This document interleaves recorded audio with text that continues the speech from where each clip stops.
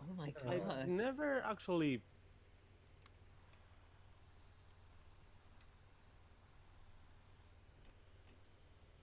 drunk meat, but supposed to be water or a low alcoholic beverage with honey, right? Hmm. Something like Hmm. that. In I mean, Greece, we have such combinations, but they're never low alcoholic. They are. We have a I mean, racomelo. it can Yeah, be as high some. alcohol as you want. Like I've seen stuff that's like 20% alcohol by volume. Okay, Yeah, but 10 that's seconds. still low for the Balkans. Because everything that we have combined with honey is 40% or higher. Jeez. Oh So God. yeah. It's raki, mostly raki actually, and racomelo and tsipuromelo, re- respectively, are called. Mm. I just took a sip and holy shit.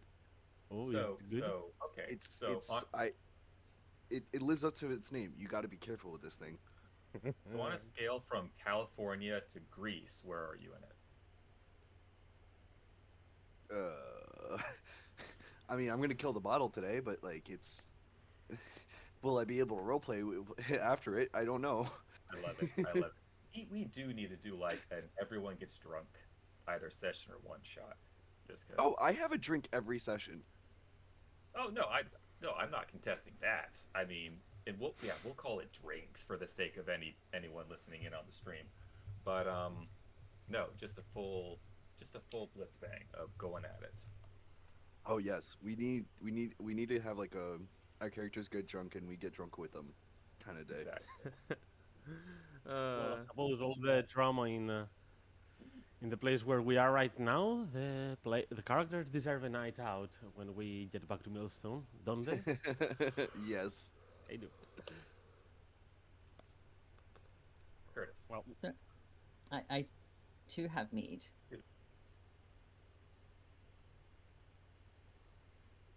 Join me. Join me. What was Cuticle that? care, man. Cuticle care, man. Come on. I bite my nails. I can't help it. I'm so sorry.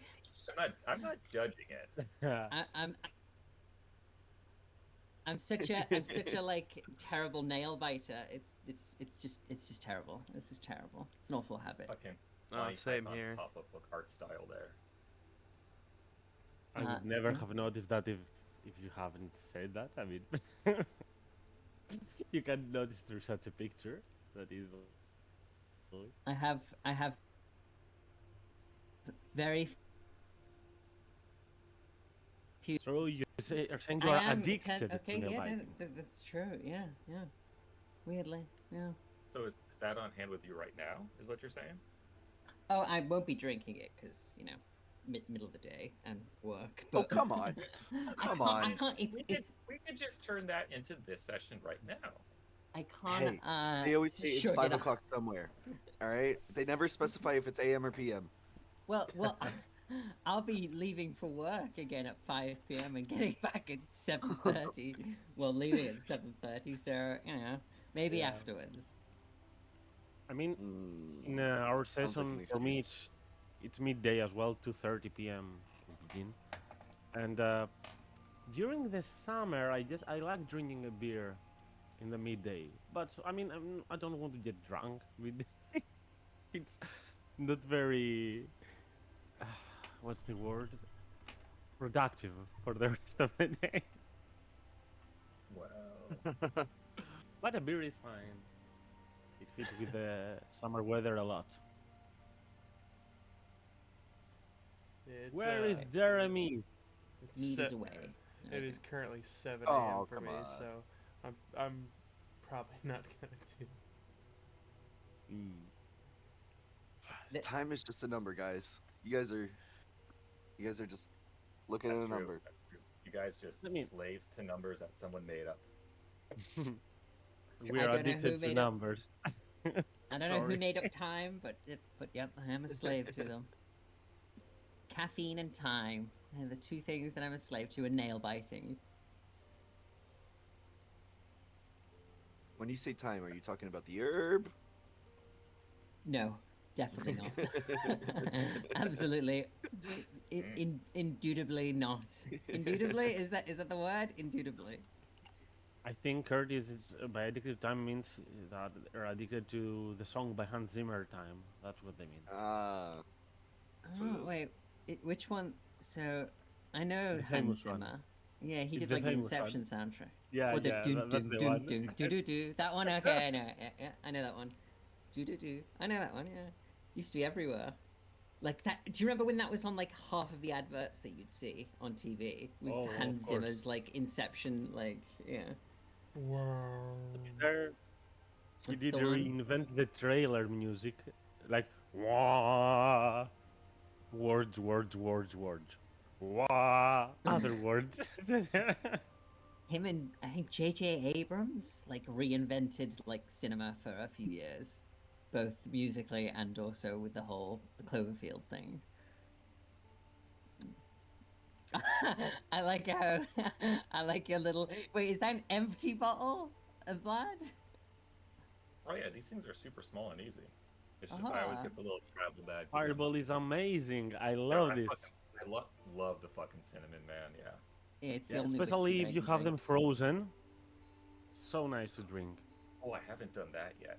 Oh, BJ. Yeah, yeah, yeah. Put them Fro- in the lowest of the refrigerator there, and it's so nice to drink it cold. If you ever have rum chata with Fireball, it tastes like cinnamon toast crunch. What chowder? Rum chata. It's like a creamy rum. That sounds gross. What? It's actually really good. Like, wait, am I mishearing you? Chowder, rum chowder. No, As No, in- no. rum Rum chata. chata. Chata. Oh, chata. Okay, I Like still don't know what horchata, that means. but- Chata. Chata. Okay, yeah. That's definitely different from from chowder. No, Um, no, not rum chowder. Yeah, Rum that- clam chowder. I don't Well, know. I I was don't know think- why, but I'm just thinking about that one clip from Fox News where it's like add 2 shots of vodka and the 2 woman shots of vodka. and she just My favorite. pours in like a third of the bottle. It's my favorite. That's like one of my favorite things. You just glugging away like 10 at 15 at 20 shots. Like The famous clip. yeah. What's it? Yeah. When you described it as a creamy Tristan, that didn't help me with the chowder thing. Like, 'cause, yeah, Oh, that just further cemented chowder in my mind. No. It's a shot. It's called a cinnamon toast crunch shot, and you just mix Fireball and rum together, and because the rum is like a creamy rum, it tastes like cinnamon toast crunch. well, I mean, we got 3. So what are you drinking, BG? Right now I'm not drinking. I'm drinking orange juice. I'm the healthy one. Hey, I ain't All right, then drinking. we're making a screwdriver. We have a theme going here, man. Oh, I love screwdrivers. They're like it's my That was- go-to. Like That was the bane of my 20s, man. That was Oh, bad. Okay, so Curtis, it's just so get some orange easy. juice. Just get some OJ. I Go get don't some have vodka. it. I don't have any OJ. I could print out a picture of them and like pour it on the paper and just eat the paper. Ah, see, O.J. see? Simpson. That creativity. Yeah. Is OJ Simpson? Yeah, that's. Oh wait, no, never mind. No, I can't make jokes about OJ Simpson. I'm not. Why? That Fuck dude's. He's not To be guilty, fair- right? Didn't they find him not guilty? I mean, Oh, okay. So he was not guilty. Wink. Was that what it was? yeah. That's what most people Ah. assume. I mean, Okay, he's okay. also dead, so who the fuck cares? Oh, Did that's you hear true. about his book? Oh my Uh, god. I don't know. I don't know too much about him because he's not a huge thing in the UK. But I remember him from like Police Academy and some of the Leslie Nielsen films. But he did something really horrible, right? And like I think he killed someone and went to jail. And has He was arrested for murdering his ex-wife and her lover, but he was found not guilty of that. but wasn't that like recently that he was found not guilty? Like a suspicious amount of time has passed. No, that was Nope. like back in the 90s. Oh, The Oh, glove never does mind. not fit. You must acquit. oh, that's it. Yep, the glove doesn't Never fit. mind the fact I know. that it was a leather glove, and you know. it was wet, so it shrank. And also, it's just a glove anyway. Like it shouldn't really. Yeah. But yeah, Yeah. he wrote a book like 10, 15 years after it. One second. Called If I Did It. Yeah. You pretty much It's like a And confession. then- Wow. And then and it detailed how he would have done it if he did it. Mhm. And the wife's family sued him, and and they got the rights to the book, and they got it published. And what they did was they told the publisher, make the word write the book the same as it is, but on the title make it so that the word if is the same color as the rest of the background, so that it's almost impossible to see, so that it just looks like I did it. At least they got some monetary justice out of it. I hope. Yeah. Vlad, you said OJ. Well, you said screwdrivers were the bane of your 20s. What took you away from them? Because I'm still in love with them. Like. I think partially a lot of vomit. Oh. For one, yeah. That honestly, that does it. I understand. That's me and Jägermeister. I can't drink this stuff anymore. That's me and vodka. I can't touch Oh. vodka. Oh, vodka, really? That's I can't- harsh. Yeah, it's harsh, but it's I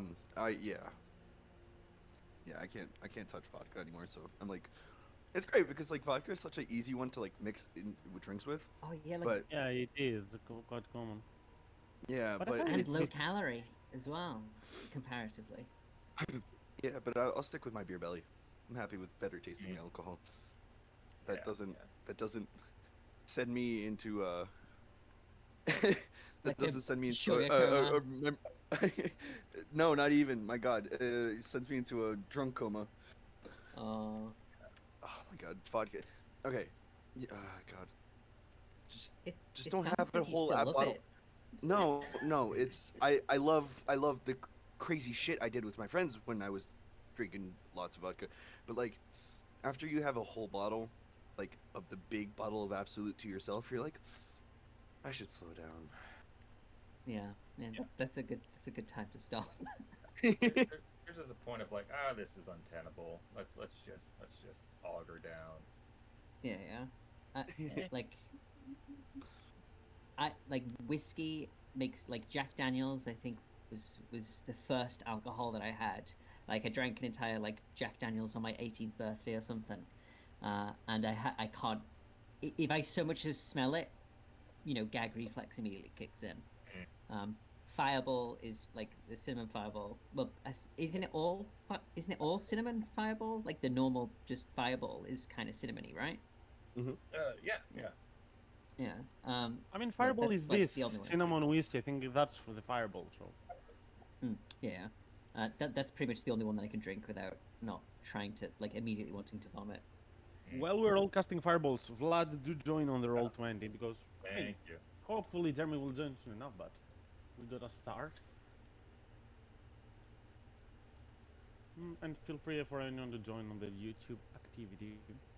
Ooh, yeah. Forget about that. To be fair, it's always sad when some players are missing, but to be honest, on the last session we did end up in the ending that several of you split up, and it happens that all three that split from the party and left to be right here. So I think it's fate or destiny, call it how you may, but I think we should start with the session, get going and get some process, because I'll tell you what, I've had a cool idea a couple of days ago about this session, and I've created it. Took me some time, but I'm kind of starting to believe that it was a bad idea because it might take you, knowing you, a lot more than just a single session for this. But we'll see about it. We'll see about it. If you think that it might take us more than one session, BG, I really think it might take several. Like, Might. If Fiji thinks it'll take more than one session, it'll take Ah, about that's a bad 5. sign. Yeah, that's a It'll bad take about sign. 5, man. It doesn't have to be a bad thing, though. I mean, embrace it. We are going to play our game, the game we love, and It, I mean, it might take 1, it might take 5 sessions. it We'll took see. us 3 sessions to go to a single store once. We're a bunch of chuckling bumblefucks. Yeah, that's the case sometimes. Nonetheless, we've got the 4 of us at least here. Hopefully, Samuel will join us on the way. So, who wants to make us a recap about what happened on our last session? I will remind you that we were on the arena most of that time. Shit went crazy. Curtis. Curtis. Hello? Curtis. Hello? Curtis, can you hear us? That's I can. Okay. that's me saying you. Go. Oh, I can't. I can't. I'm so Oh, sorry. I'm come on. terrible at these recaps against it. No, I suck. I really do. It's okay, Belgos started to go with it, so Belgos, do you want to go for it? Sure. Yeah, a lot of things went kind of sideways from the beginning. The fight started, or no, we started with, in the prison cell, didn't we? 1 second, let me double check. Yep, we started in our prison cells at the end of the short rest, when Ogvar was brought to us. Which everyone, most of the group immediately decided, nope, it's not Ogvar. Nope, don't care. Not Ogvar. Nope. We're not even going to entertain this. Not Ogvar. With a lot of, like, to be honest, kind of harsh words, because goddamn Juniper. And we were told that apparently it's not going to, we had assumed that it was going to be Juniper versus Ogvar, which was apparently not going to be the case. It was, in fact, going to be Juniper and Ogvar versus someone else. We talked to Ogvar and questioned him, and apparently he and Ada, and everyone else from Millstone have been living here for the last several months. After the Slod attack destroyed Millstone, and unfortunately for this Ogvar, the only person he has is Poppy. Which, yeah, that's unfortunate. Let's see. Then, at the end of this rather long, protracted argument, we started the fight. Belgos and Sam were out of the fight because there weren't enough. Can I help you? Okay. Belgos and Sam were out of the fight because there weren't enough spots open for both of them to join, and so it turned out that it was a couple of druids, or one druid and one other kind of person, to fight against the rest of the party. I guess a bard. Neither of them really wanted to fight, and whoa, what the heck? Neither of them really wanted to fight, and they were both telling each other, "Be strong, we'll get through this." Nina managed to get was it the bard out? Or was it the druid? Yeah, a bard. Yeah, got the bard out of the arena and was going to try and save the druid, but hey. But things did not exactly go that way, as Ogvar smashed the druid's head like a watermelon. At some point during the fight, Locke just decides, "Oh, you want a show? I'll give you a fucking show. I'll show you my fucking knuckles." As he basically cannonballed into the into the part with all of the werebores. Ah, yes. I always forget his transformation thing. And he just started slaughtering people. Nina tried to put them both out, or just the pig out, or something with the sleep spell, but unfortunately, Locke was the only one affected by it. And the Asmodeus Warlock managed to get away, which really pissed off Locke when he got out of things. Juniper started freaking out because things went so far south so quickly. She started yelling about how her mom, she could hear her mom, and the sea hag that Brandon summoned wasn't really helping. Nina freaked out because she's thinking she saw Locke just start murdering people and Brandon start shooting people who were trying to run away, who were just watching the show. And she thought, oh, they must not be real. Ogvar must be real. I need to get him out of here. And yeah, just a lot of people freaking out, a lot of people running away. If I remember correctly, the Bard and Nina are at Lepelmouse's home right now. Nina is indeed at Libel Mouses. She ran away towards there. Brennan went after the bard, Ari, and Locke did run away on his own as well. Yes. And yeah, I do believe that is where we ended the session. Indeed, most of the thugs were there. Have your inspiration as in the arena. Only some of the members that originally were in this combat will find themselves there, as Ogvar is cleaning his hammer right there. Samuel is wondering what just happened with Juniper and Belgos and Lupa, as Brennan, I imagine, in order to catch up through the roofs and have a better view, your quadruped friend perhaps would have stayed behind to protect your other allies. It would be easier for you to track down Ari and catch up to them on your own.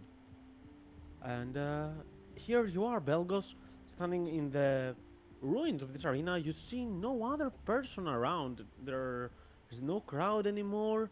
There are no audience, no clapping, no anything. As Ogvar will look at the four of you there and will say, then she will look at Juniper. I have to go back to Poppy. I really hope I did not make you sad or anything. Can you In the end, can you please just wait a little? I have an idea.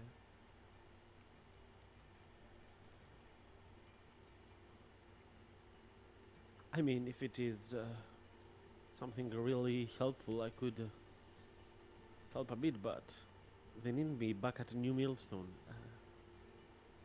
I mean, Kaina is taking care of Poppy for now, but... What is Okay. it? How can I? Well, first, I apologize, but can you help me search those? Let's see. Belgos is currently writing in their notebook. The druid and the bard were yelling each other's names, right? Like, be careful, let's go. Don't worry, we'll help out. Correct. The druid is Pharaoh. I'll write them down Yeah. as well. And the bard was Ari. Ah, Pharaoh. I have a character named that. He's a cat. But yes. Pharaoh. Oh, God damn it.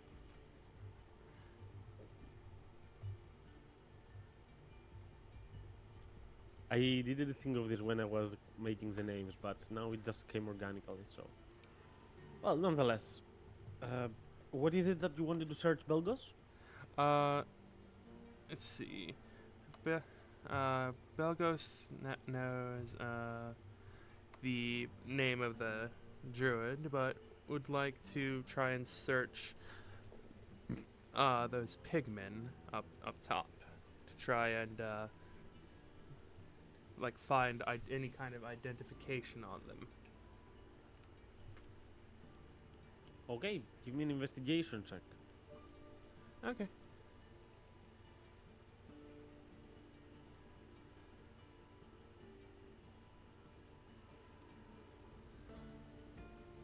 Sorry, my roll 20's being very slow. Investigation. Boom. Oh god. Well, well, you're going to notice there are some trinkets and some other stuff that seem to be quite personal, but no kind of papers or anything that would give you access to more details about these humanoids' past life. Do they have their names sewn into their underwear? You did hear them, I can give you that. I know that it is important to your character, so Eh. you would know of their names. However, the family names would be missing. You would Hmm. not be able to know them. Not. And Ari is alive. Ari ran away. Only Pharaoh died. Yeah. Not ideal, but let's see that I can solve that later. Yeah. After searching the pigmen, Belgos will come back to Ogvar, Sam, and Juniper, and will say, "I'm going to hopefully put a stopper on things.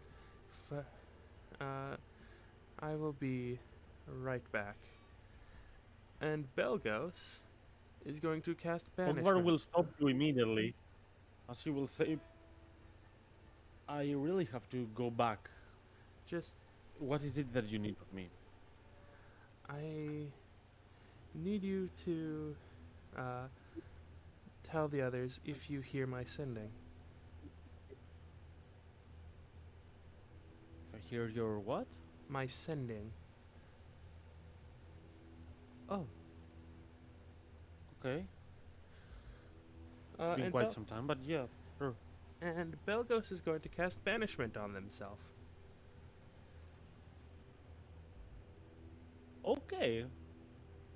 That's an interesting one.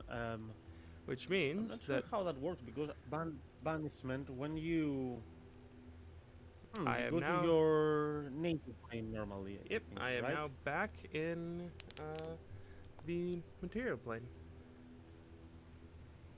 Okay, give me one moment. Okay, because on the first situation, not the one that is proper here, it makes you incapacitated. That's why I thought it wouldn't work because concentration would instantly drop. But on this case, it actually does work. Give me just one moment to find. So apparently, when you do some things like that, it's not that you get so much choice as to where you will appear. But strange enough, as you do that, you are going to find yourself in a quite of a creepy area.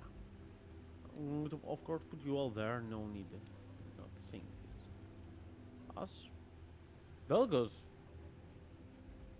just as you hear this popping, fainting sound, knowing that your spell had some effect, you look at there and you end up on a place filled with a lot of graves and grim, grotesque statues. Of course, nothing of that is frightening to your character. I mean, you've been around dead people for quite a long time in your life, and the cemetery is a familiar ground for you. However, what is quite nerve-wracking and making you quite anxious is you can see a faint mist around. It could be a coincidence, but how big a coincidence could that be? I mean,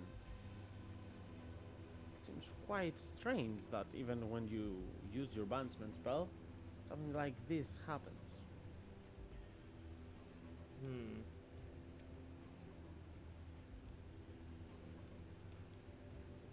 Okay.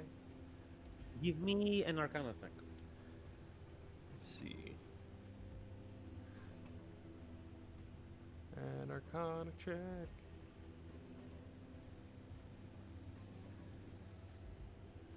So give me a second. Let's see. Hey. Arcana. Okay, this is a decent check, not an incredibly good one, but it's decent enough for you to understand that your banishment did not work. For That- sure. You are not in the material plane. And from that check, you can also tell that it's possible that many other spells, be it conjuration or duration, spells that allow you to travel around or make other people travel, there is a high chance that might not work as expected as well. Hmm. That's annoying. Okay.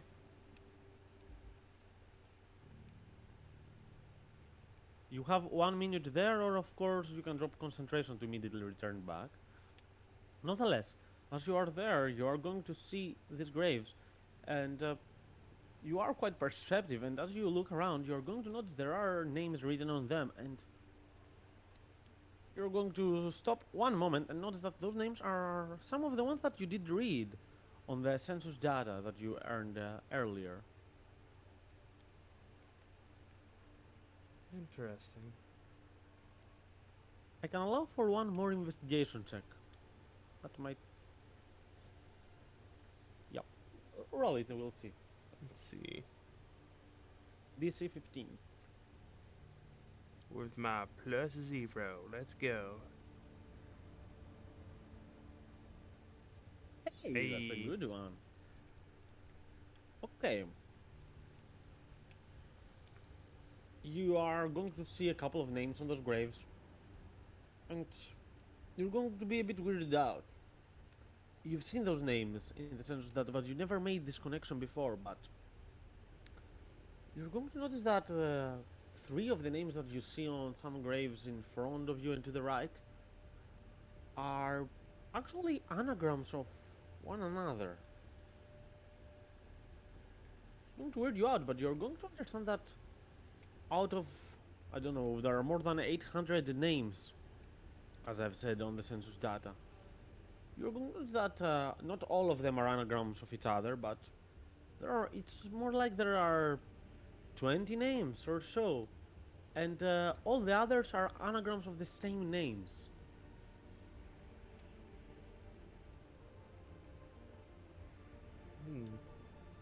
Interesting. And I assume that's gotta be at about 1 minute if you want something last to do, something momentarily, or the spell would end. Yeah, Belgos will drop concentration.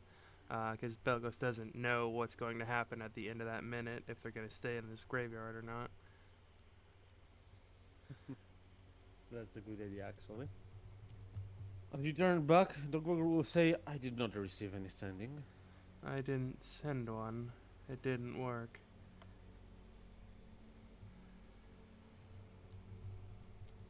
I see.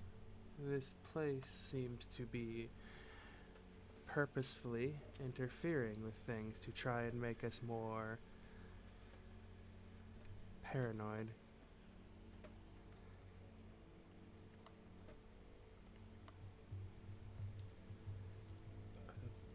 Well, I don't know about you, but I'm gonna be quite paranoid if I stay longer enough away from my child. Uh, If you change your mind, you are welcome in New Millstone to aid there. I mean, to some of you, I owe it. I mean, we made the first Millstone together. It's close by the mountain. It's on the west side of it. It's dangerous if you tread around there because of the giants, but if you manage to get to us, you're going to be protected. Not that you really need protection, to be honest, but you know, some peace is always worth it, right? Balgus nods. Juniper will be facing away from Ogvar, just avoiding eye contact there. As Ogvar will take a step towards Juniper and say, it was nice seeing you again, Juniper. Even at those circumstances, Juniper will fail to even look back at him.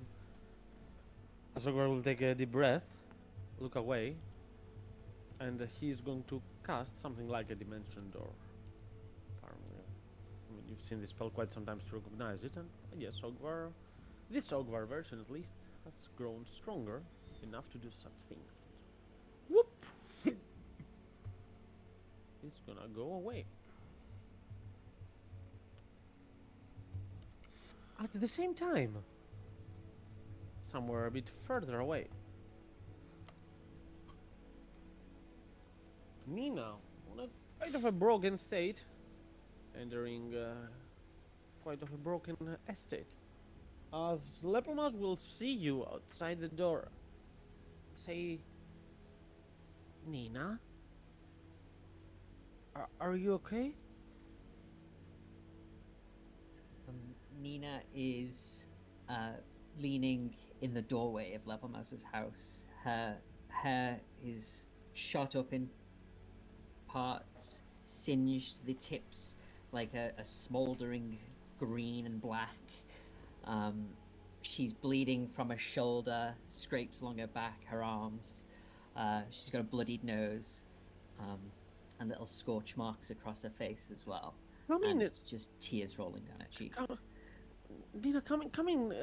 Sit down here. As he will clear out some planks right and left to make some spot on the ground. I have a pillow here. Lie on it. What happened? Don't just. And Nina, she stumbles in a little bit.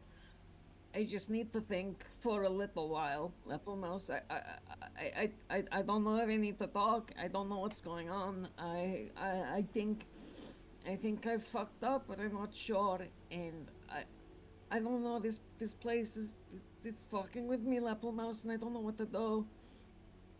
And she takes a few more steps into the house, and she'll just plop herself down on, a piece of wood, I left them all up on mouse, and I didn't know if they're real or not, or if they're fake.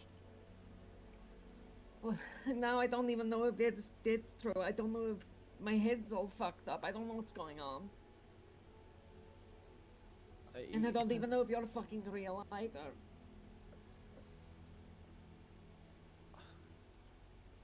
I'll give you a piece of advice that worked for me. It doesn't have to work for you.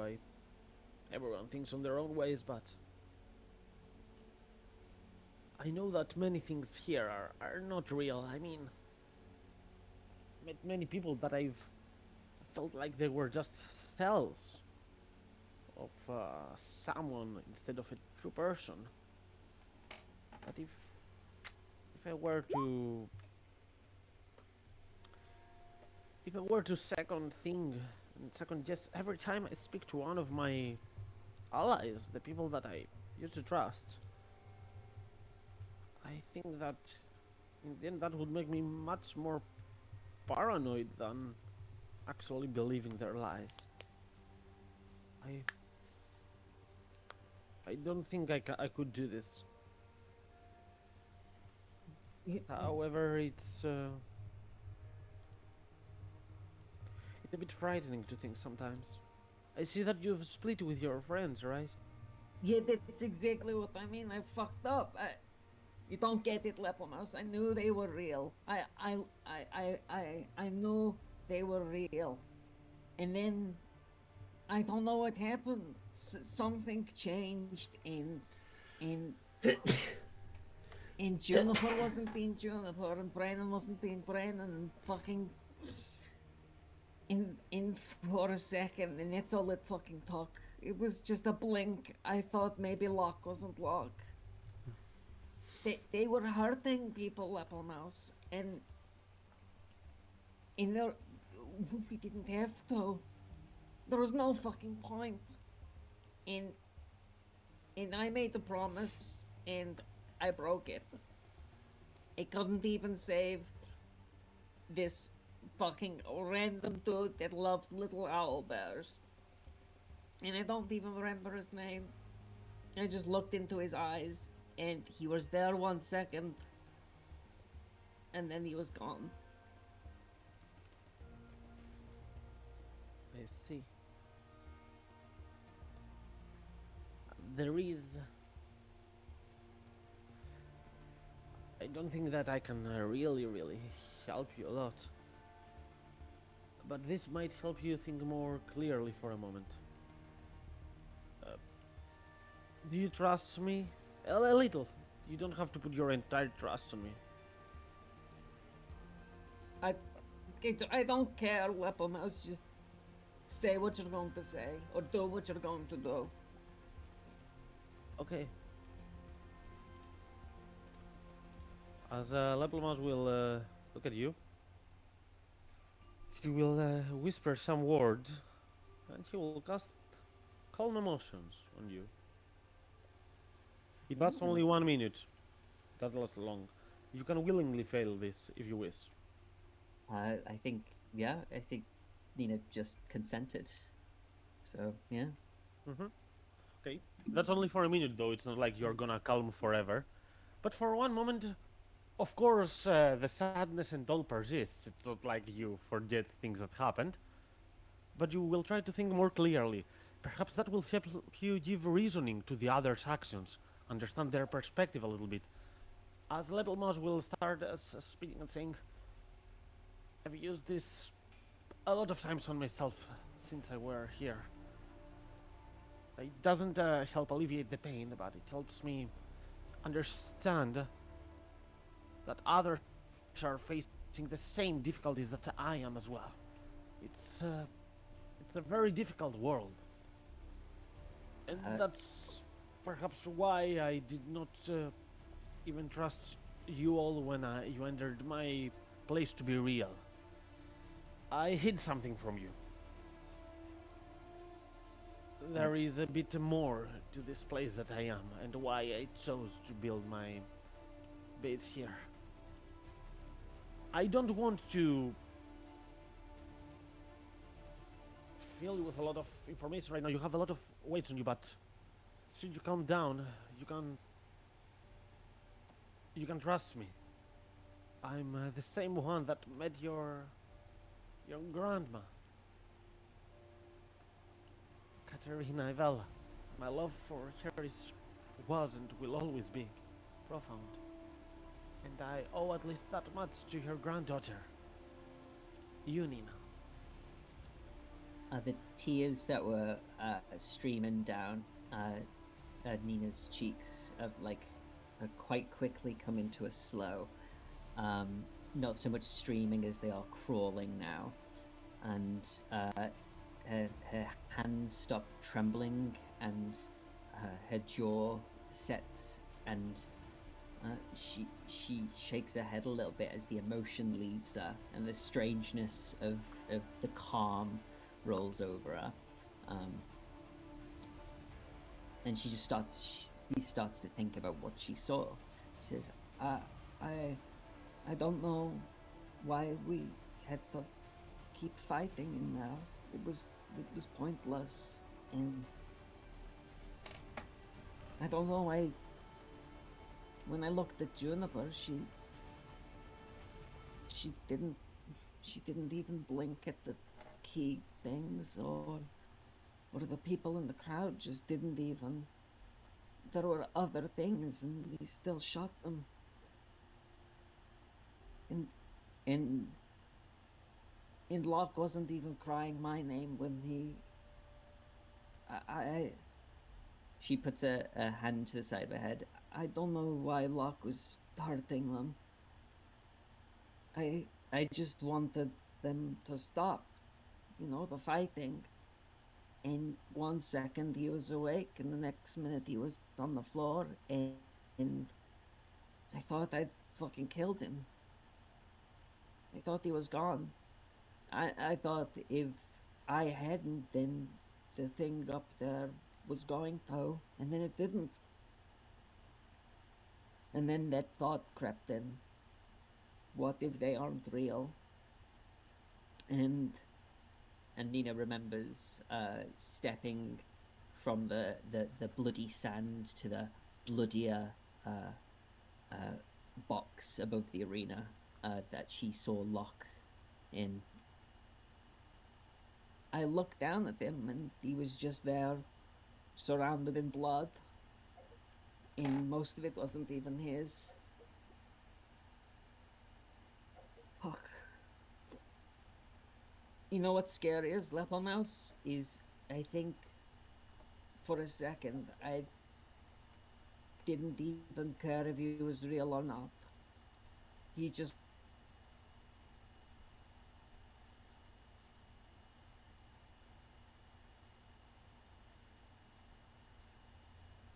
looked so calm and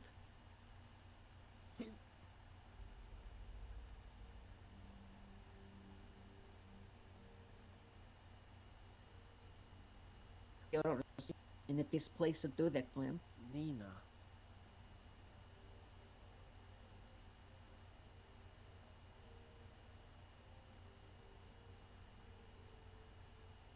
People, so what they say are lies, but there is one truth among all of them. There is no such thing as real or fake sometimes. The only thing that's actually real is the connections we make, the feelings we feel about other people. I don't, I never really cared if you were your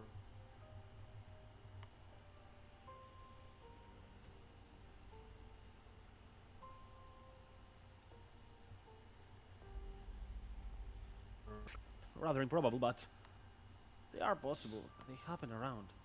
But I sense that there was a connection between the two of you. I had a connection with her. You have a connection with Locke and the others. Do not abolish that connection. Do not second doubt yourself on that, because then you're going to lose. The time of the spell is ending. Your heart will start beating a bit faster. The thoughts you made, don't forget those. Cling on to them. Your heart will beat faster because you were frightened when you entered, but cling on to those thoughts and you will eventually calm down on your own. The fake calmness will eventually become real one. And the spell will end at that moment, as Level Mouse says that. And those crawling tears just start to flow again. And Nina's breath starts getting a little bit more ragged again as she remembers looking at everyone and that flash of doubt in her mind. She says,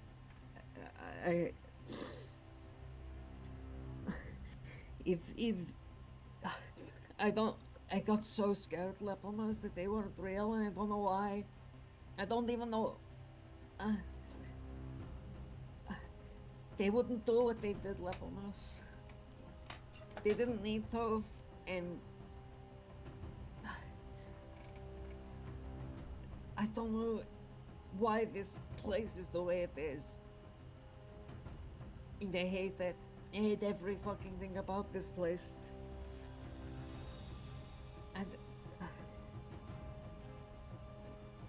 And the tears start to slow again.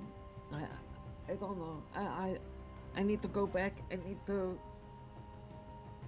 need to go back. Fuck. And then she remembers again the eyes of Pharaoh just before his head was crushed in beneath Ogbar, and she starts crying again. She goes back and forth a few times. She stands up, kicks some splintered wood around, glances at Lepelmouse and says, "If this place is supposed to be a prison for my sister, why is it a prison for us, too? Why is it so Why is it hurting us, Leopard Mouse? What's the point in this whole fucking place if it's only trying to hurt us? Nina, you have to understand. Your sister is not just a common prisoner. She's under the beings that transcend gods, and we are the idiots that dare to help her. Apparently, I've I've not abandoned the idea of our plans succeeding, but as time progresses, it all seems more and more difficult, and I understand how terrible both her punishment and the ones that even try to be allies to her, like us. Perhaps one Something day can we will regret this. something has to change, Leopard Mouse, in this place. I thought I could help, but I just made it worse. I think I the fucking weird. There was a weird woman with a mask, and she said we are being watched, that we are being judged, and I thought we were going to be better. And all we did is just kill a bunch of fucking porky-looking fucking bears and some just weird pig people, and it's all just so fucked up. I need to This go back. I need to go back. I need to make sure that Locke fucking doesn't think that I've left him, because I would never. No matter how much bad shit he did. I think, you know what? You asked me a while ago, Leopard Mouse, if there's something that no one can come back from, if nobody can be forgiven. And you know what?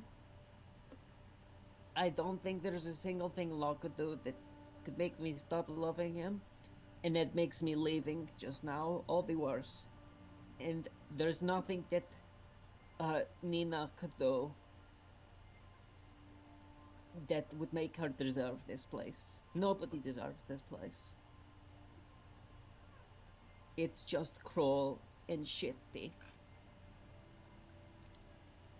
Lepromas will nod his head slowly, really agreeing with you, and you can see some tears in his eyes as well.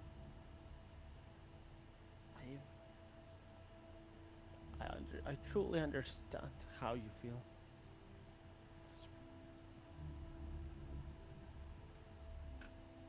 I gotta show you something. As he will look down where you're sitting and nod to you to step a little bit aside. She does. As he will open a trapdoor that was right below where you were. As I'll say, this place that it chose belonged to someone, nay, something before me.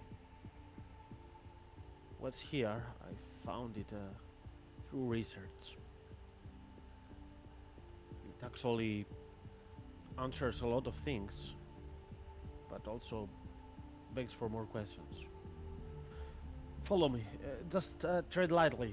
The stairs are a bit slippery. She'll start stepping downstairs. Nina looks to the stairs, the hidden stairs, and then glances back at the door, and then looks back down at the stairs. And for a second, she remembers Frollo again. Not Frollo. His name's not Frollo. His name is Pharaoh. And the moment of the light leaving his eyes, and she remembers a long time ago, heading down a separate staircase, and seeing the light leave another person's eyes. Um, she nods and follows Leopolmouse downstairs.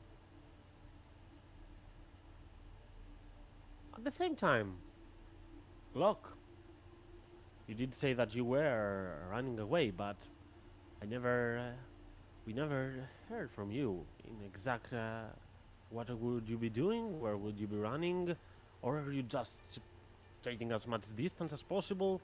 Is there something that reoccurs on Locke's mind? What is going on with Locke? As you see the city of Evelia around you, feel more of a cage than ever, and the collusion behind you is something that just put you into pure madness through memories of your past, albeit changed. Indeed. Um, so, in terms of what Locke's doing, it's pretty simple. But, so he kind of left off. He was just climbing up one of the inside walls and jumping out the window to get outside.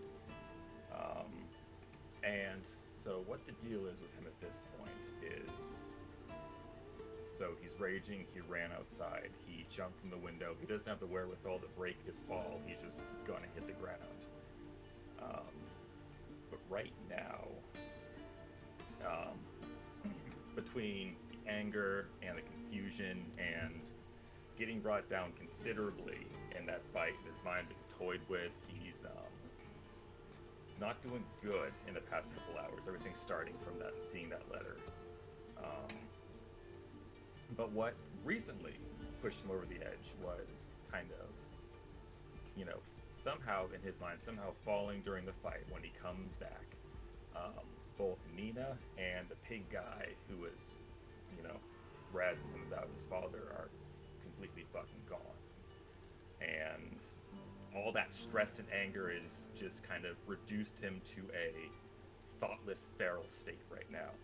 And there's only two concepts that he's aware of when he runs outside and falls to the ground in Main Avelia. It's that Nina's gone, and everyone who is not Nina is fake.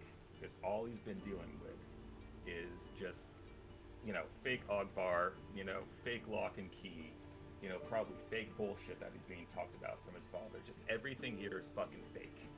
And so when he hits the ground and just kind of gets up and looks around, does he see anyone? You mean anyone in general or any of your allies? Anyone in general. Mm-hmm.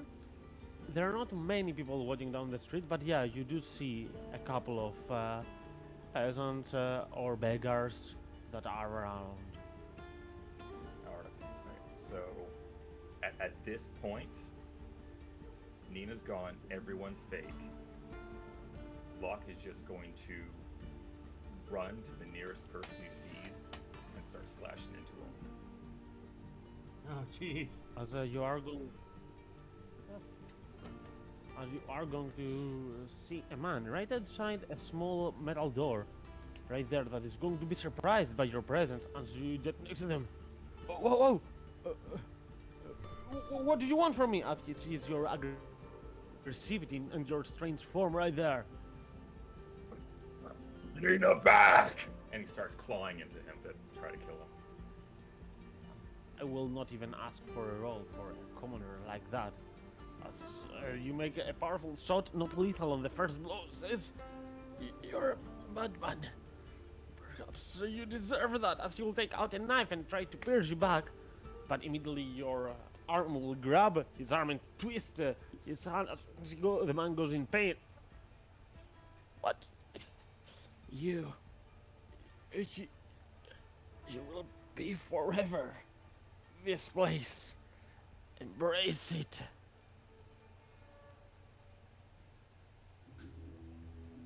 I guess you might, right around that time, Locke will not be able to hold himself any longer from slaying this dude. No, that's fine. It's pretty simple. We can play it however you want it, but I am killing anyone I see in this city.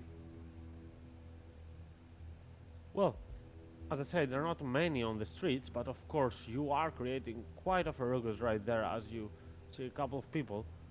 And yeah, like a true madman right there, Many ones are going to fall prey to you.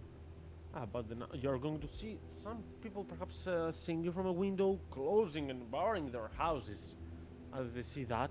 But they're not loud calls for help. You're not going to hear people screaming out loud for aid at the times that you are attacking them. Perhaps at that moment it's not going to seem that off for you, since you are in this kind of mood and in this madness.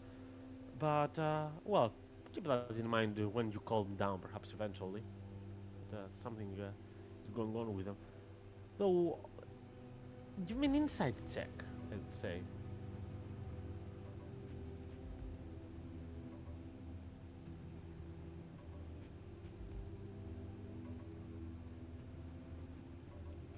Okay, well, I guess you are not being that insightful at this moment.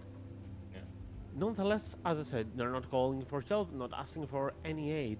As eventually, a couple of them falling prey to you, you're going to see behind the metallic door an old man just staring at you.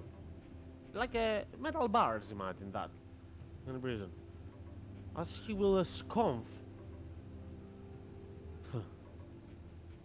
and he will start moving backwards inside his house up to its staircases. As he will say, "You blame us, but the real you would never have done that either." As he starts marching away. After like clawing at the door. After a couple of strikes, that metal door will end up lying open. I mean, you have some overwhelming strength right now. You did hear his footsteps heading upstairs. As you enter a rather dark room right there, and it feels like in your eyes, like the whole world is all consuming and disappearing around you, like there is this faint light that you see from some candles inside, albeit a bit bluish, from magic, perhaps congenial flames. And the moment that you enter this room, it feels like the whole room fades into that kind of light, and the only thing that you feel is those fake people that are filling the streets and these rooms and the staircases. Yet there is something rather familiar about this place. You cannot connect the dots, but it feels like you've been in it before. That's just stoking his perception. Just everything's fake. And hearing the steps go up the stairs, he's gonna try to bum rush after this old guy. Well, as you rush forward, and as I said, you are quite faster than your average person, and there's an old guy there. You are going to eventually catch up to him, as he will not even turn back to you as he hears your loud footsteps to resist. As the moment that you get closer, just say, "Do what you want to do. I don't care." Who does?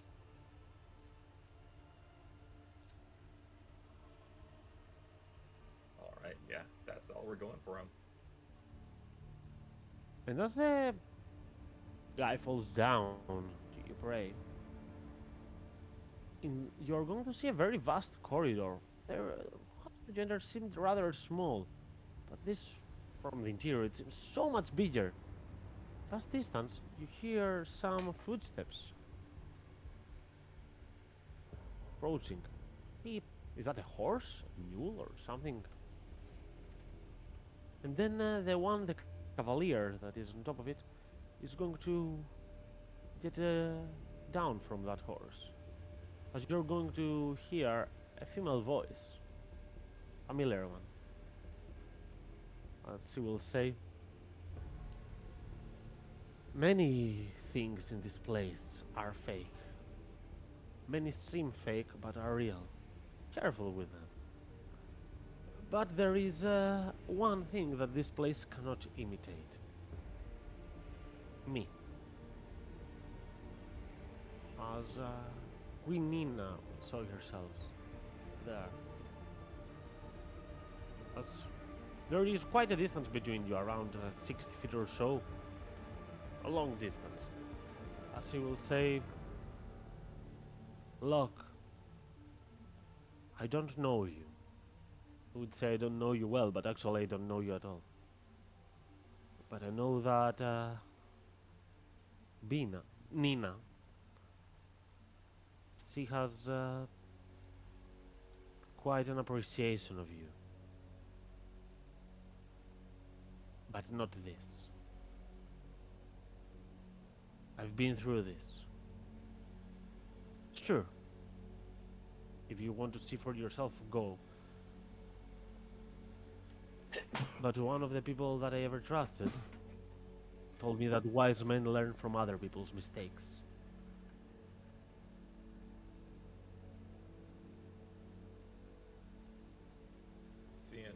Seeing another person here, Locke turns and start rushing toward, but then through the haze recognize it being the actual queen. It kind of stops dead. There's two things kind of at battle in his head right now.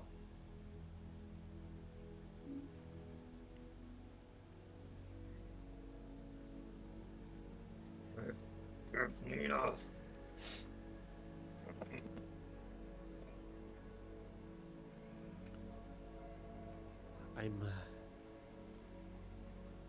I know a lot of things, but I'm not omniscient. She's alive. She's in this town. And,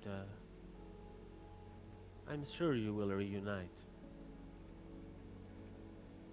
At this state, if you reunite, you'll do her more harm than good. And I do not mean physically. I know you would never attack her or anything. But it did perchance pass by you that the reason she ran away was actually... And she will just gesture towards you.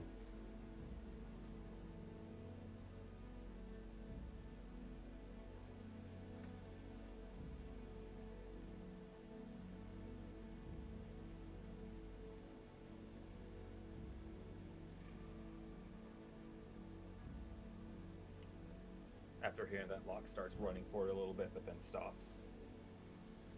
It being the queen is the only one aside from Nina who could say that and get through. He kind of stops.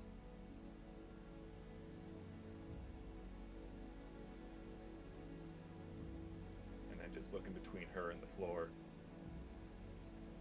just slowly starts to nod.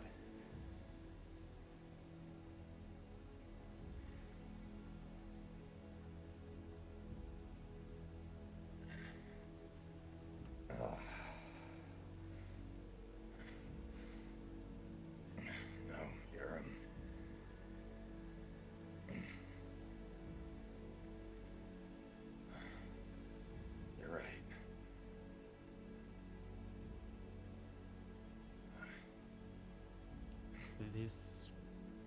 This look of yours suits you much more better. See, I've put an armor of thorns around myself for so long. But I don't want to do that on a person that potentially understands me.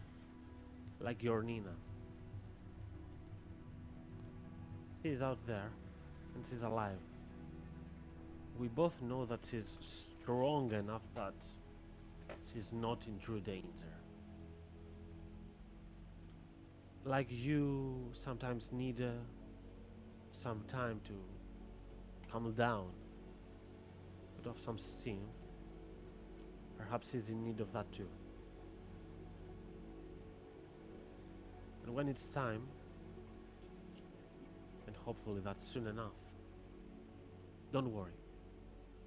You will reunite.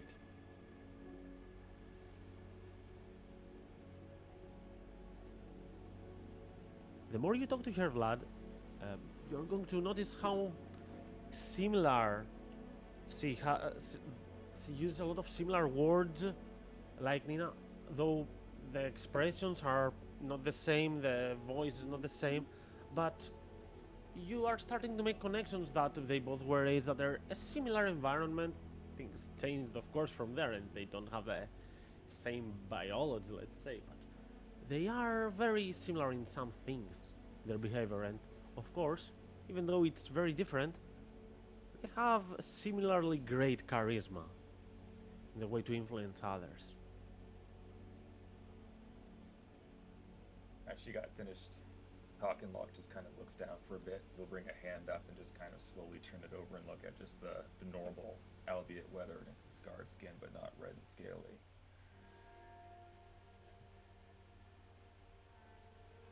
Yeah.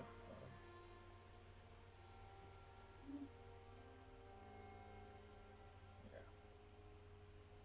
I know no one likes that. No one needs that. Um, sorry. We need and he kind of looks down to the corpse there and winces a bit before looking back at her. Oh, find her.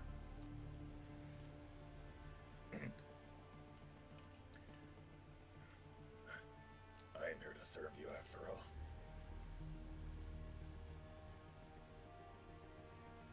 He'll start walking out. And Did you at see some that? point when he, Mhm. yeah. Finish what you were wanting to say. No, it was just, Okay. how I'm leaving. As you say those words, Quinina would be staring a little bit out of the windows. As he will say, "Careful when where you're going. Outside is not as you expect. Perhaps I could help you reunite with your true allies. As the moment you split, so many possibilities of illusions and enchantments lie around. I think if I want to trust that you are working for the sake of me, I need to at least do something good for you. Have a look for yourself." As he points towards the window.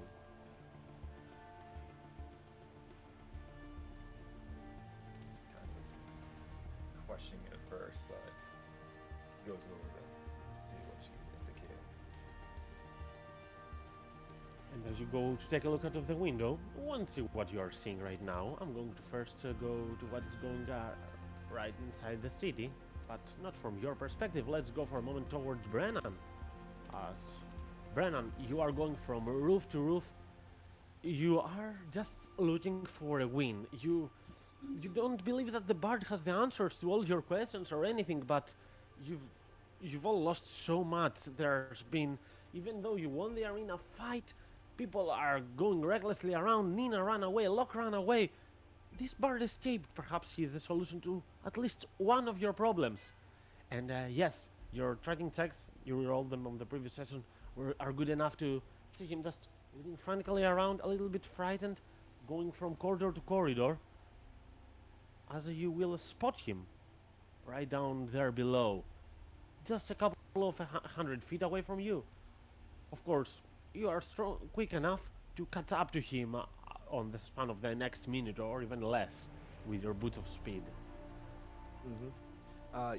He's definitely gonna like just leap from the roof. And try to land next to Ori. Okay, well, you don't have the slow fall properties of a monk, but you are as reckless as one. You're going to take a little bit of damage, but of course, blockade the way of Farias is going to be scared.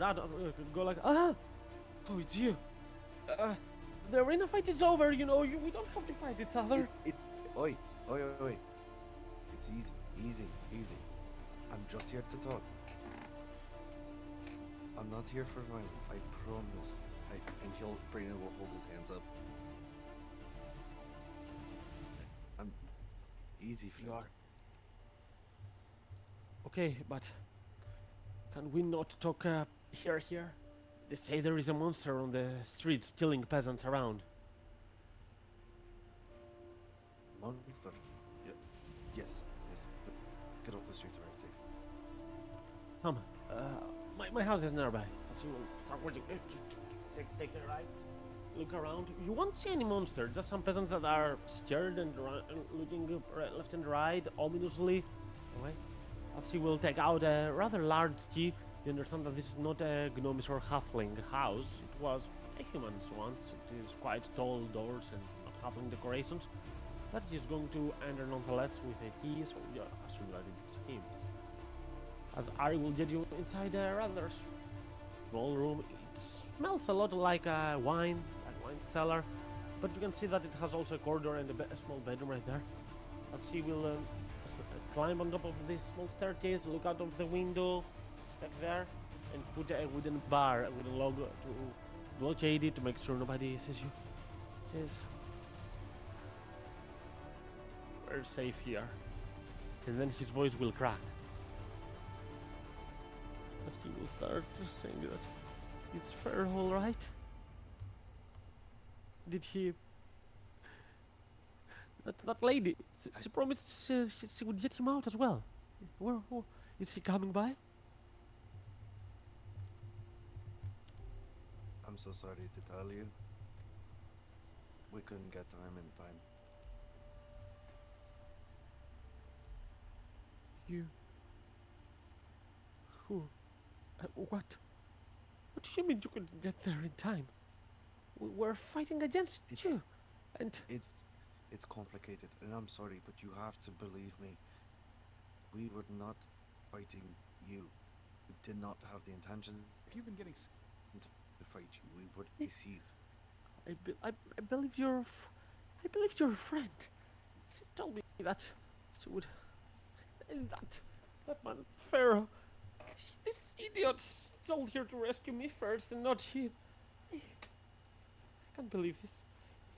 Is he really? As you can see that Ari is starting to have a panic attack as he struggles to hold himself. His loot will drop down on the ground as he has trouble breathing.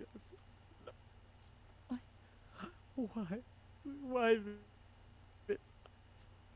I've lost my brother. Lost my mother. Now I'm losing my lover. Why is this happening on me? Why? Why? Brandon can't really do anything but just like forcefully put like his hand over Ari's chest and just kind of hold it there, just like let him get it out, and then just commonly have like a weight on his chest to like eventually like calm down. Easy. I'm so sorry. I'm so sorry.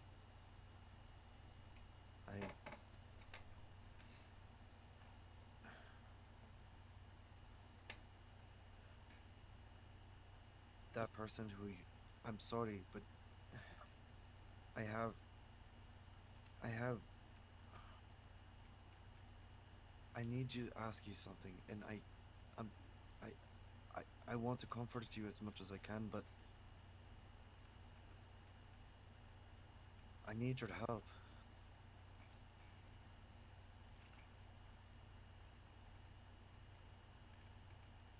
You're going to see Ari. He's trying to speak, but he's having some trouble to as he tries to gesture with his arm to just give him some time. So let's say,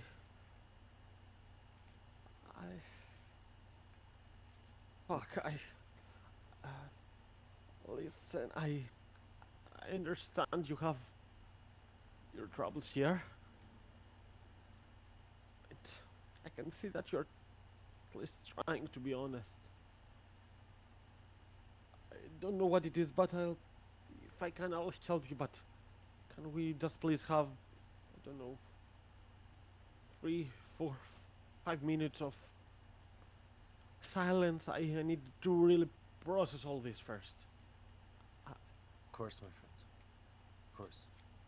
Here, sit, and he'll like just throw him up and like over to like a box and like have him like sit on the box, and Brayden will go onto the stairwell and kind of like just sit on the stairwell, just waiting for him. And it will be some long minutes right there, as you can see over that span, his speed of breathing is going to just slow down only very little. I mean, time does alleviate pain, but not like this, No. of course. Not like this, of course. Of course, a humanoid cannot just be having a panic attack forever. They wouldn't be alive. But Ari, yeah, he's trying to process this as good as possible. And of course, there are a lot of tears included, and you can see some of his fist clenched at times on a person that is clearly not a fighter, not a violent person, but you can understand he's trying to find a way to showcase his rage, trying to find perhaps a barrel to break right there, as he will stand up after those 4 long minutes with his back on you. Let's say, Erho and Dari, the two of us, we met 2 years ago, and I don't know if he was his real self or some fake person I've met in these lands. Too many empty cells, void personalities here. You know, you double Dude. think everyone. Every time you meet someone, you start thinking, are they real? Are they not? Will we perhaps make it back? Will we not? Will we survive? But I tell you what, if this place is created to be a prison of bad emotions for everyone to feel the worst, then I don't believe that Pharaoh could be a creation of it. Because Pharaoh always made me feel good. He made me feel safe. Unless this place made it all so it could take it away. As he will take his loot and crash it on the barrel right there. That would be the worst imaginable scheme that I've ever heard. Giving you something only to take it away. Go away.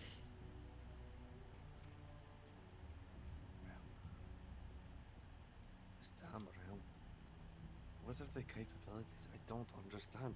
Is it, the good things that created Pharaoh? You met them before you entered. You were ever in this place. No, You met them here.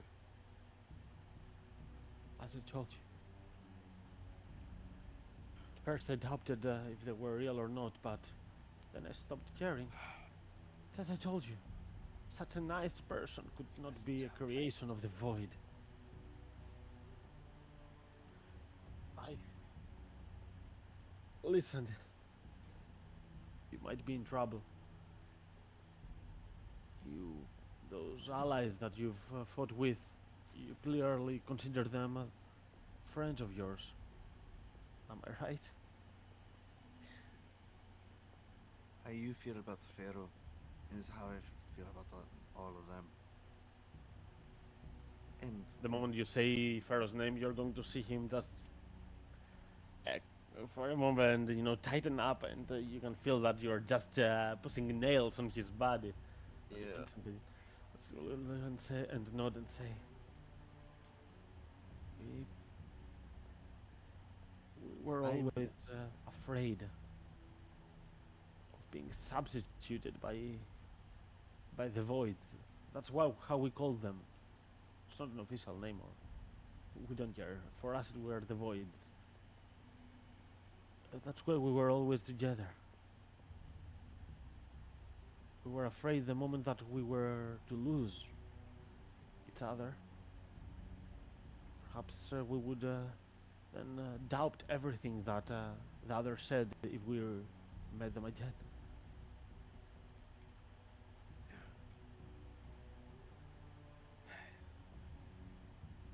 I can't understand all of this. This place does seem evil. things if it creates love just for it to rip away? I don't, I don't get it. And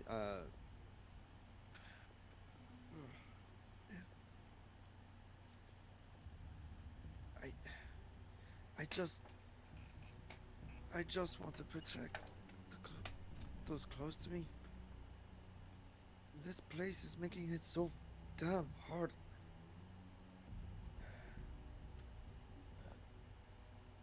I just, I need to find my friend and just get out of here.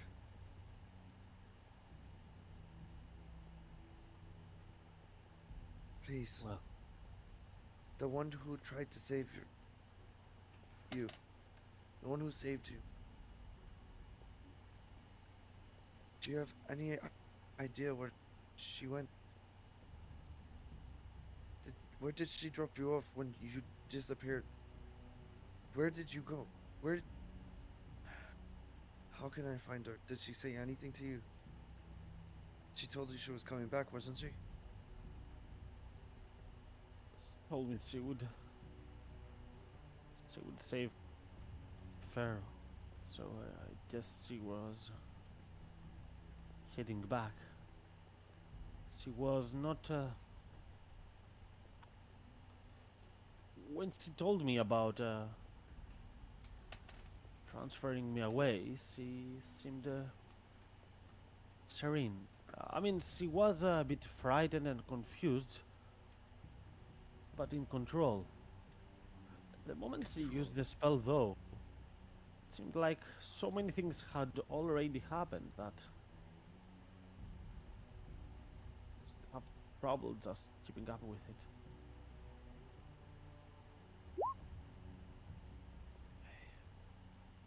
I just. Where? Where is it that she dropped you off? Would you be able to show me? I would, if things were normal. As he will point towards the window, say, but things are not. Remember? Where is it? I am willing to go outside and risk it. I need my friends. I don't have time to stop here and wait for the monster to just the threat of a monster to die down. I need to go now. I need to find my friends. Please. It's not about the monster anymore. Take a look for yourself. It's as I told you. Once you separate with the others, it's quite unreasonable to believe that you are going to reunite with the real ones. But I some of don't them have an stick option. together. I don't have an option. I need to go. I need to know where she dropped you off. I need to find any trace of her. I don't have time to debate if be the real one. I don't know if even if you're real. Maybe you're just trying to distract me so I can't find my actual the ones close to me, the one I care about. You're maybe. How do I know that you're not the? Please, There is only one I question just that need to needs find answer. her. Only one. Do you trust your friends? Trust them with With your my life. life? Yes. Then trust that they will find you. The ones that stick together. It's the only way to know that you reunited with the true ones. And you're not just living an empty life with illusions, shadows just coming around you. I told you it's not any monster. That is the problem, Brennan. As he will move the staircase and put it next to this small window on the wall. There are more serious problems that How? one is facing. As he will nod to you to take a look. Is he at the top of the stair, like the like next to the window? Not he. Uh, he Uh, put sh- the stair for you to yeah. climb up and see. Um. hmm, Okay. He'll take it. He'll look. I guess he'll look. I don't like this. As you take some moments there, You are going to climb and see around you. Perhaps not from this perspective that I will have this image, but from a lower one. But you're going to see what previously looked like the town of Velia. Looked like a maze of some people running about, some screams being heard. Infinite, yet the dark mist creating a blockade all around it. That's what Locke sees as well, of course, from the other building that he is. Nonetheless, it's a bit earlier than usual, but because at this point it's quite fitting for us to take a small break, let's take a break right here and continue after a couple of minutes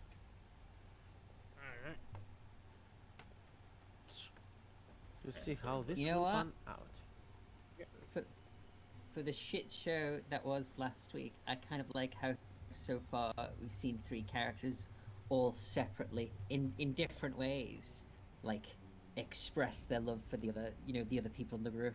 Like they've all separated off with completely different reasons, and at each of their destinations, it's come down to like, I want everyone to be back together, and I think that's really nice. Even though this is horrible, even though We're this is in nightmarish such and a shitty horrible. situation. I know. I just it's heartwarming. Is all. There's like I like that undertone to everything that's going on. There's like there's positivity, lining this hellscape. It's nice. It's like we're all gonna die, but we'll have love in our hearts when we do. Yeah, I mean, this is how good stories work, right? You torture the characters in those good stories, to and that's where the story comes from. Huh, huh. Well, I'm gonna go get a drink, and I'll be back in a second, guys. I'll be right back as well. Yep.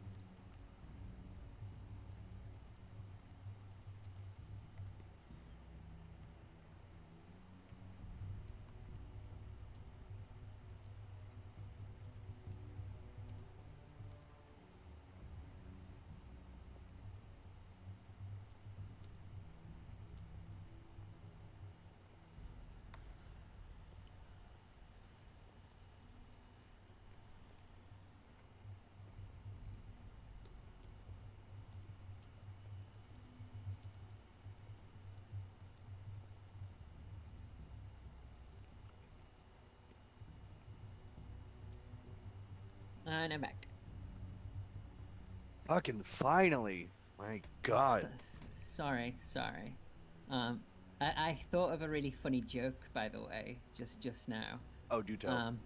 Yeah. So, well, it's less of a joke and just so picture the same scene that that Locke and Braynon just went through. You know, the reveal of looking through the window is this big, elaborate, complex maze, and then Nina looks out of a similar window, and it's just like Mousetrap. You know, it's like it's like a kid's game, like hungry hippo or some shit. And she's like, "Wow, what is this?" Playing human-sized mousetrap and gets excited. Yeah, Oh my god. yeah. It's like the metaphor is completely lost on her. Like, I just chuckled when I thought of that. God, when's the last time you played that game? Mousetrap. God, I don't know. Like 25 years ago. Yeah. Must I have don't been think- so young. I don't think I've ever actually played that game. I think I owned it as a child, but we never actually played it. Like, I think I Yeah, remember. you ain't missing out. I think I remember trying to set it up at one point, but I think there are pieces missing. Most infuriating game ever. The adverts for it were much more fun than actually playing it. Like, yeah. The adverts, the kids are like, oh my god, they're just straight into it, and everything's going wild, and there's like like a little mouse and like some fake cheese, and like a thing drops on the mouse, and everyone screams, and then when you actually play it, it's like 20 minutes of setup, and then you just slowly roll a dice and move a mouse around a board.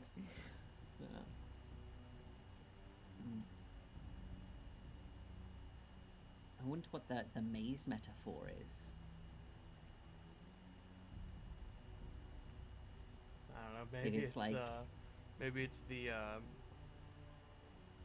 it's the maze that Gond trapped the kobold god in. No, it's the depiction of how long we take during sessions and how we navigate the same from one room to the thing. other. Yeah. How long it takes us to We open keep- a door? we keep hitting pass a dead threshold. ends. Yeah. We keep It's- hitting dead ends. We talk to people that are not that important. It's that joke of how do I? Oh, I need like 30 minutes. How do I distract my party? Hey, you find a door. To be fair, I think that's the one trope we've avoided in this campaign. I don't think we've ever been stopped by a door. You say that, and now BG's first thing you're gonna have to do is get stopped by a door to enter this maze. Maybe we just give BG enough time, you know, with our usual screwing around. We don't need any doors. We don't need speed bumps. No, we speed bump ourselves. Are you kidding me? Yeah, we And by are the speed bump, yeah. it means we rip off the axle of our own car and to be the speed bump. We go around making potholes to drive over ourselves. People wonder, you know, where do those holes in the road come from? It's people who love to commute and just wish it was a little bit slower. You know, that's why. That's where they come from. We we do I think sometimes like completely throw BG off because I think like we have had points in time where it's like, all right, we're gonna take 3 sessions to get all the way to this spot. All right, we're right outside the door. Let's go somewhere else. Yeah. Yeah, we've talked ourselves in and out of plans before, like where we spent 2 hours planning and then just haven't done the thing that we I planned think to that's do. our greatest curse against ourselves. It's just Yeah. making plans and just completely fucking up our own plans. And Yeah. not because like the situation calls for changing the plan, simply because we just decide, fuck it. Yeah. Just wing it, you know. It's good. I like it.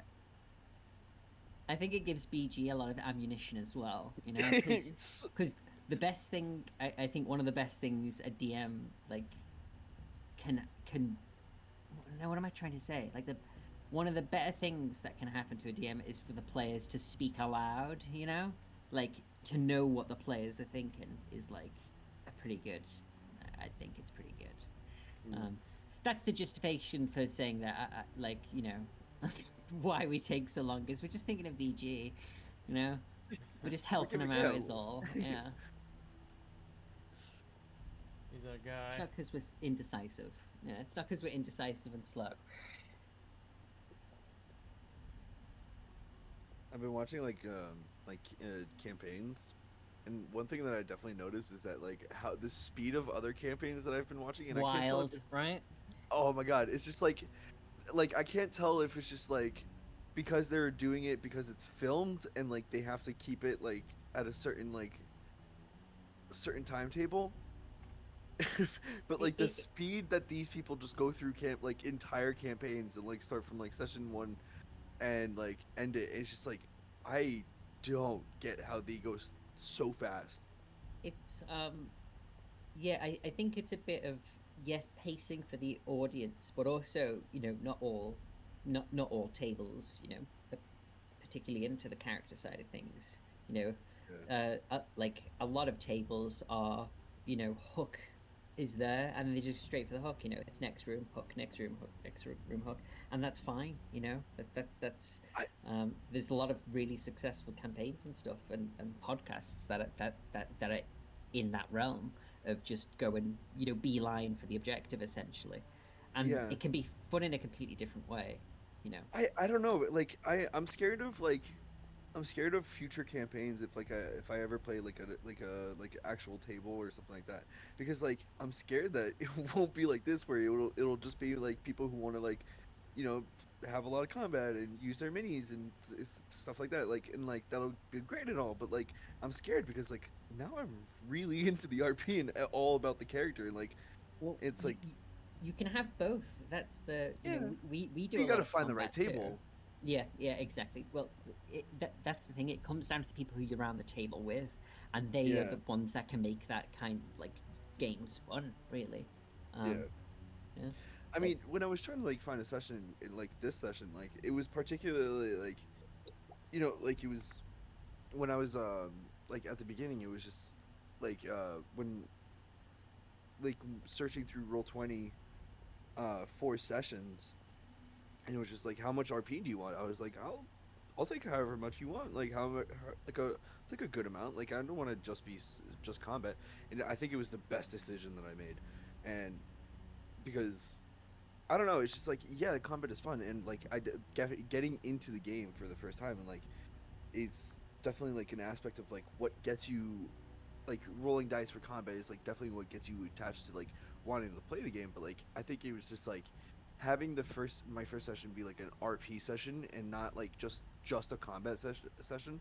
I think it was a blessing. yeah, I agree. I think for me, the combat is enjoyable when I'm attached to the characters because Yes, otherwise absolutely. I don't feel risk. Yeah, It's like, oh no, the character's gone. It's nice to have that.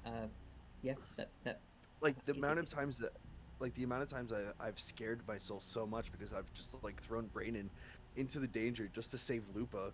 Like it like when every time she goes down like it's such a like a nail biting moment but like I love it because it's just like It's horrible, right? It's it's it's horrible. it's It's it's so hot. bad. It's I described it last session when I thought I spent an entire turn thinking I'd killed Locke. I spent an entire turn thinking, oh my god, he's unconscious. He's gonna Yeah. just get crit and die, and that's it. And like, yeah, it was absolutely traumatic. But the endorphins that come from that are just delicious. That our Absolutely. human brains are weird. The relief that came when he didn't die, like, is greater than 99% of the combats that you'll come up against. Yeah, yeah, I like that. Is that why people love horror movies so much?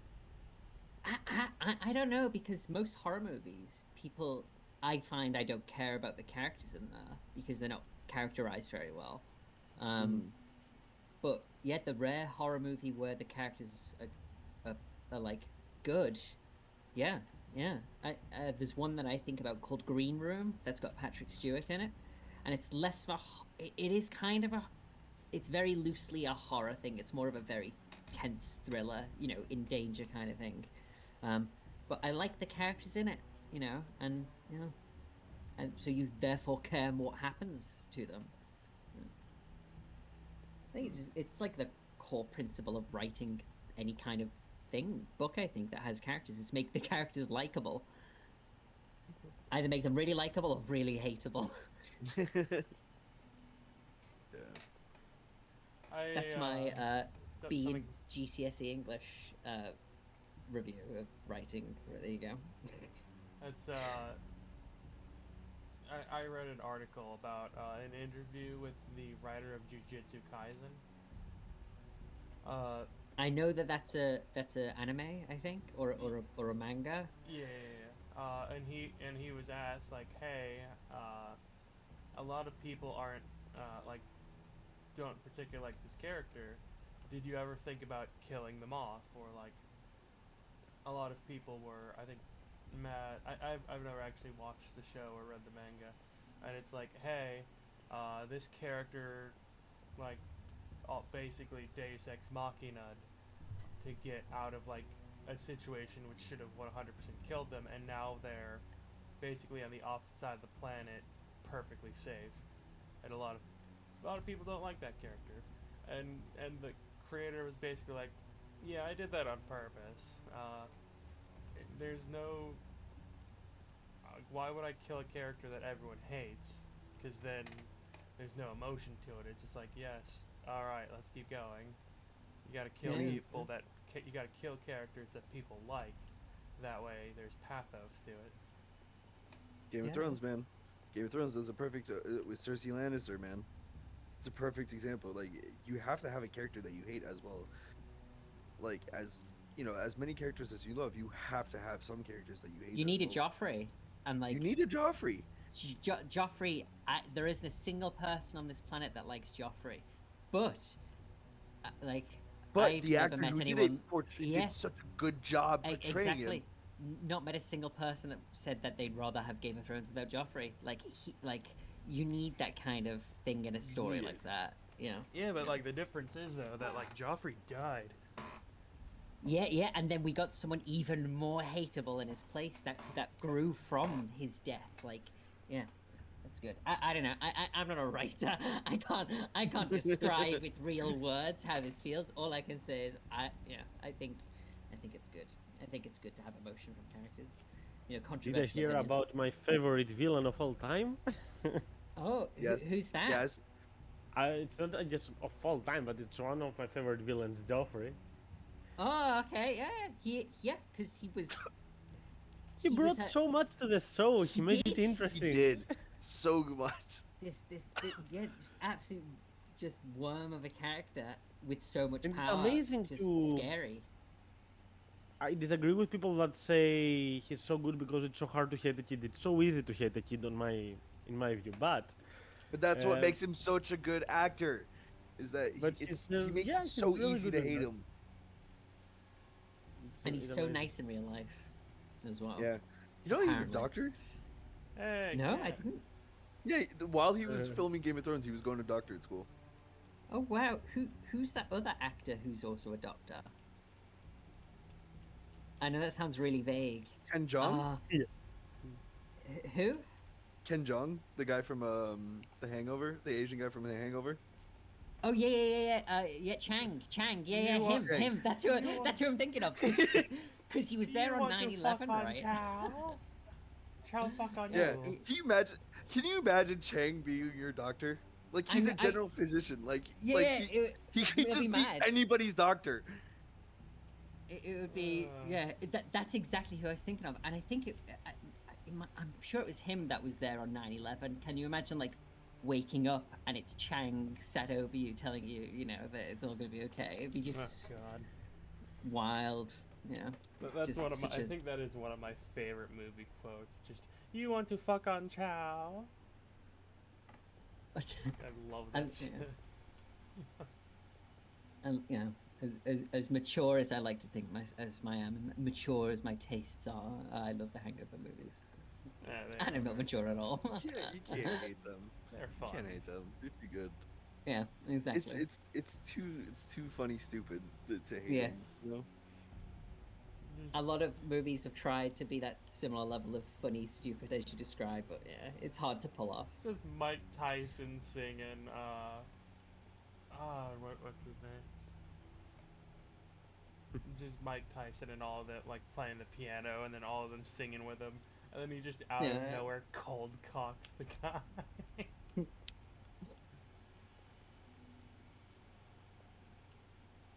Nonetheless, I think we are good to go. I can see that we are all here. Is Locke here? Yes, sir. Yeah, I did hear the rest already. So why not go into the setting of the Purge or the Silent Hill as mentioned right here, and continue with our journey.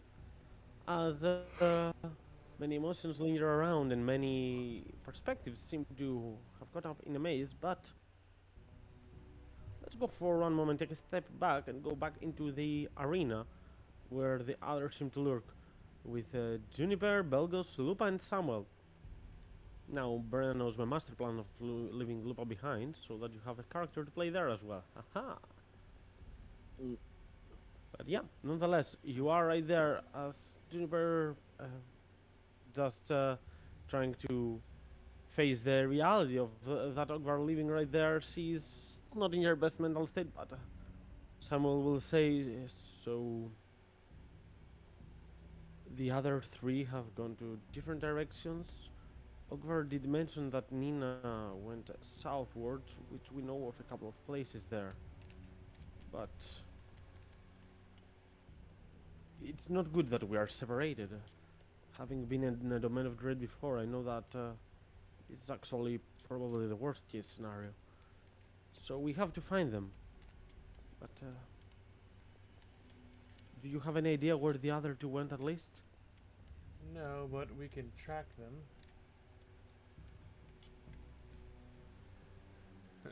Lupa, can you find Braynon? Lupa will just cock her head towards Belgos. Juniper will say, guys, I think something is happening. The arena. I think wasn't it larger what we fought here? Is it smaller? You can give me a perception check. Yeah, okay.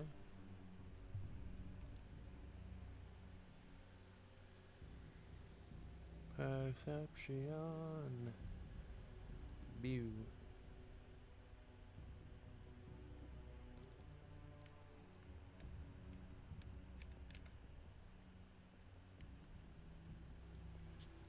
$25.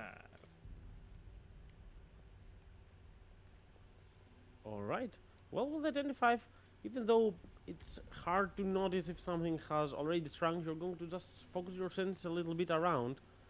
And in that time, you are going to notice that perhaps it has shrunk, perhaps it has not. You are not able to discern that, but you can understand that it is actively shrinking a little bit.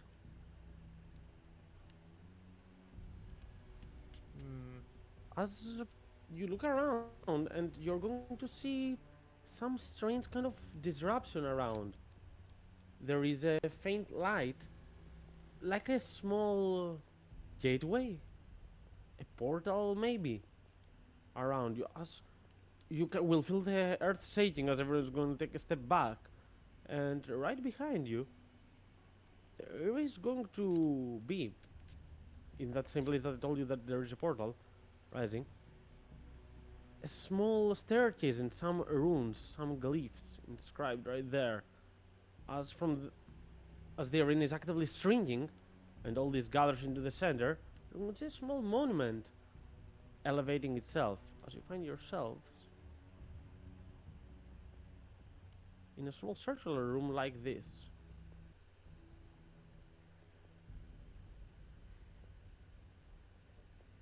Now, for the three of you that are not here, Brennan, you have of course access to Lupa, so you can see through here. I've granted Nina access to Juniper, and Locke access to Samuel, so that you can walk someone around, and mostly for vision stuff, but of Of course, if you want to do an impersonation, feel free to, while they're not at it.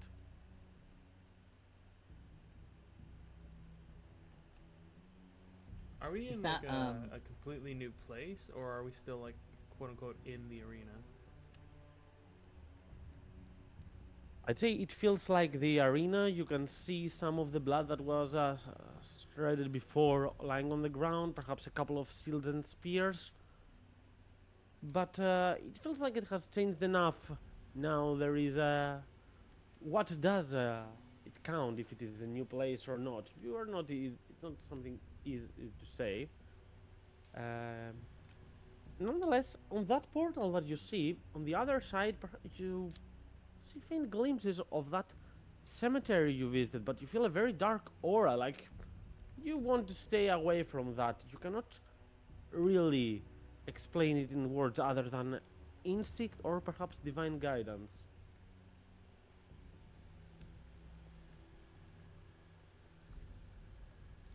I think Juniper's just going to be following Belgos, like probably just looking concernedly at the portal, getting weird vibes from it. Belgos is just like looking through it, and they feel a sense of excitement, like a sense of like they want to go through the portal, because of that freaking curse. But yeah, Belgos is just going to shake their head. We have work to do. And Belgos is just going to look to Lupa and say, "Can you find Braynon, please?"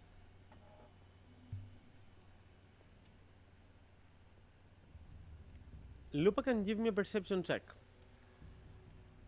He has advantage on those that rely on smell. Ooh. Yes, as Lupa Alright. does.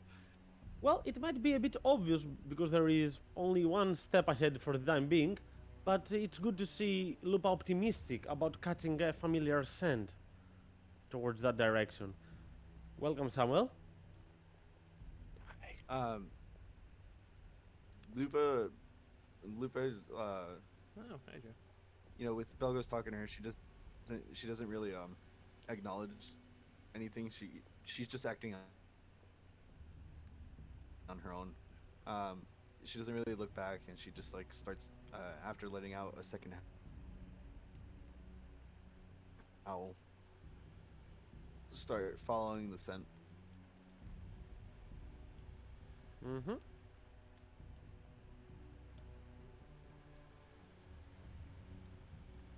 Alright. I have made the move to update the vision of the token only when dropped, so take small steps, but feel free to move your tokens along. Some will just let you get the gist of it. You have not missed a lot on your end because we had the party is split, as you know, so we did play each split character. But what happened right now is that the arena quite of shrunk, and you find yourselves in the middle of something that looks like a rather vast labyrinth right there. And Lupa is cutting off right now something like Brennan scent perhaps, or a familiar scent at least. As you did tell them that it is very dangerous in a place like this, the Domain of Dread, to split the party. So you are trying to actively find the rest of them. That's pretty much it. And now that Samuel is also here, Locke and Nina, you both have access to Juniper's token. All right. So you can see at least through it. As Lupa, you are going to feel like you get the scent of someone. However, something else is going to distract you as you hear some kind of conversation to your east or southeast, perhaps. A little bit. Like someone is conversing there. But it's very low tone to get a word or two. Um, it's the same direction as Lupa's, like the scent of Brandon. Let me check. To be fair, through those thick walls, it's hard to understand where the scent is coming from, while sound does pierce them a little bit. So the scent is just through the same way that the labyrinth goes, but other than that, you could not tell if Brennan is there or not. She's gonna follow it. Mhm. Lupa, hurry up! Ogba left and Locke left, and we have to find them. Don't split up the party too much, guys.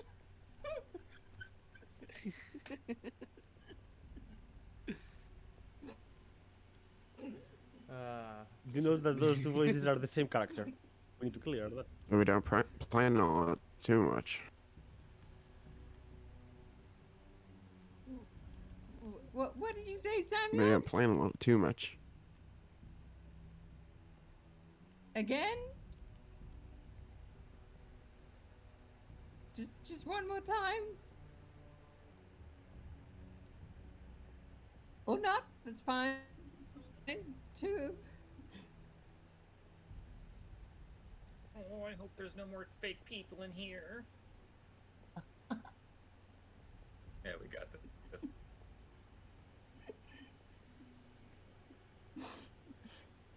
Oh, okay. Look, Vlad, you move the token. I went with the token. You can also see that I have this team Mm-hmm. for the I tieflings. did notice, yeah. Nonetheless, as you move even more so forward, and of course keep moving your tokens in a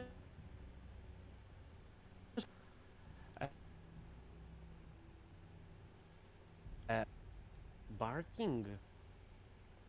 Perhaps some other dogs other than Lupa sound to be there. But it all feels like a bit of a hazy dream, like you cannot understand where it's coming from, and it all just hits your head in repetition. Lupa, are you sure this is the way to Brainen? I don't remember him, running off down winding corridors. She's just barking. Which way was it? This way. There are not I many mean, it's the only way options. to Some are go, dead ends. yeah.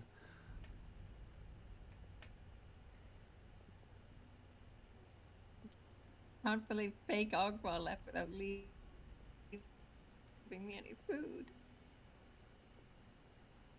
Oh, no, As well, but we'll find a couple of dead ends, but at least to begin with, it's quite easy to navigate there. Though a large place.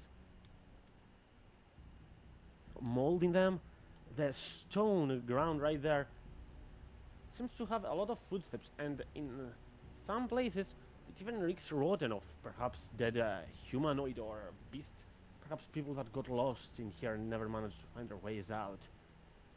But Lupa, you get quite confident that the voices were up ahead from that way that you are looking at. She's gonna bark and just start running. Oh, I think that means that Lupa's found Brain, and we should follow. And Juniper's gonna run off after Lupa.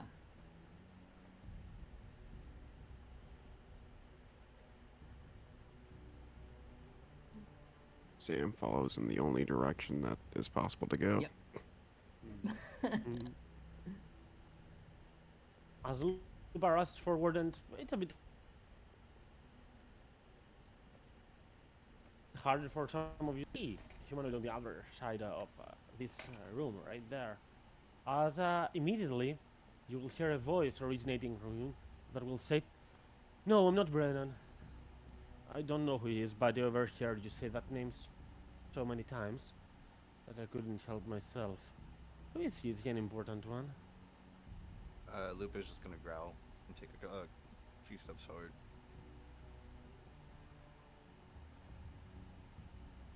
"Oh, you're just a wolf, so you did not say this. Puppy, is your master there?" She's gonna growl and take another step forward.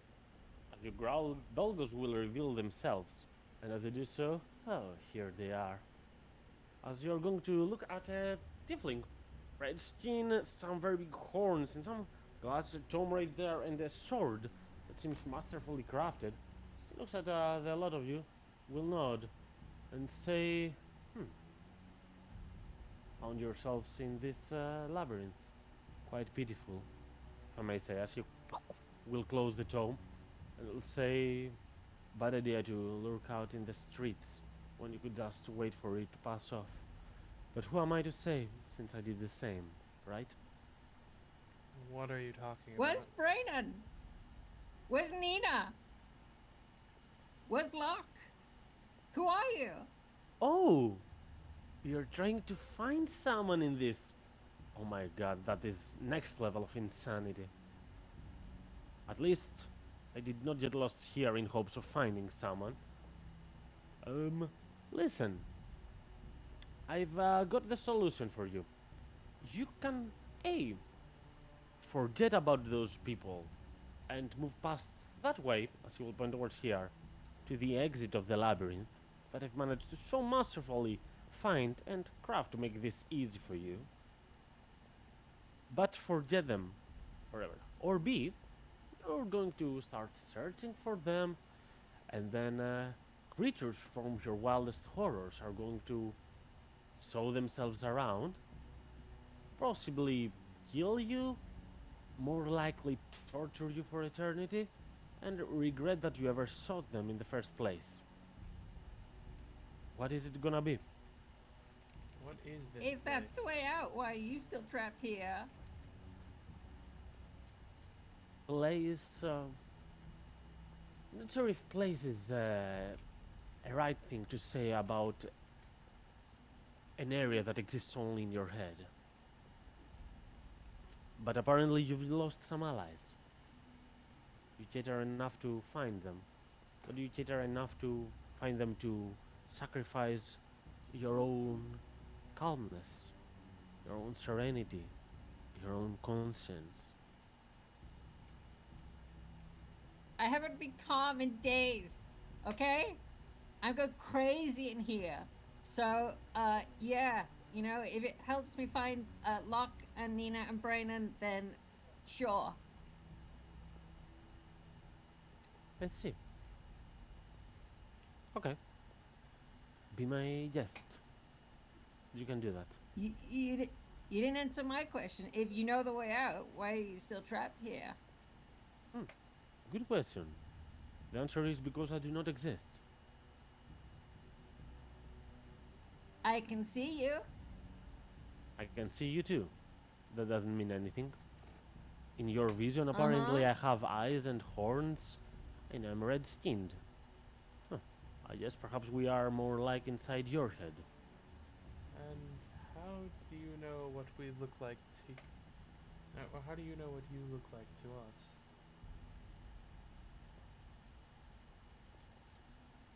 I mean, as you will look into his backpack, I can, uh, I can see reflections. I'm not a vampire. And he will take out a small silver mirror right there.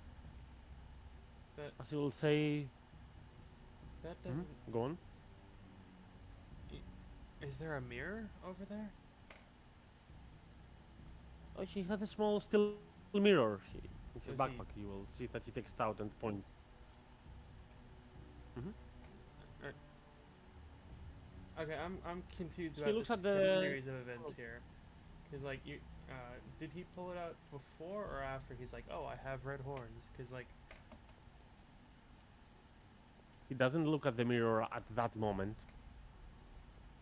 He just noted that he had done that before. I mean, looked at himself. So why do you think that you're not real, even though you're here and I can see you and you're talking to us? Why do you think you are real?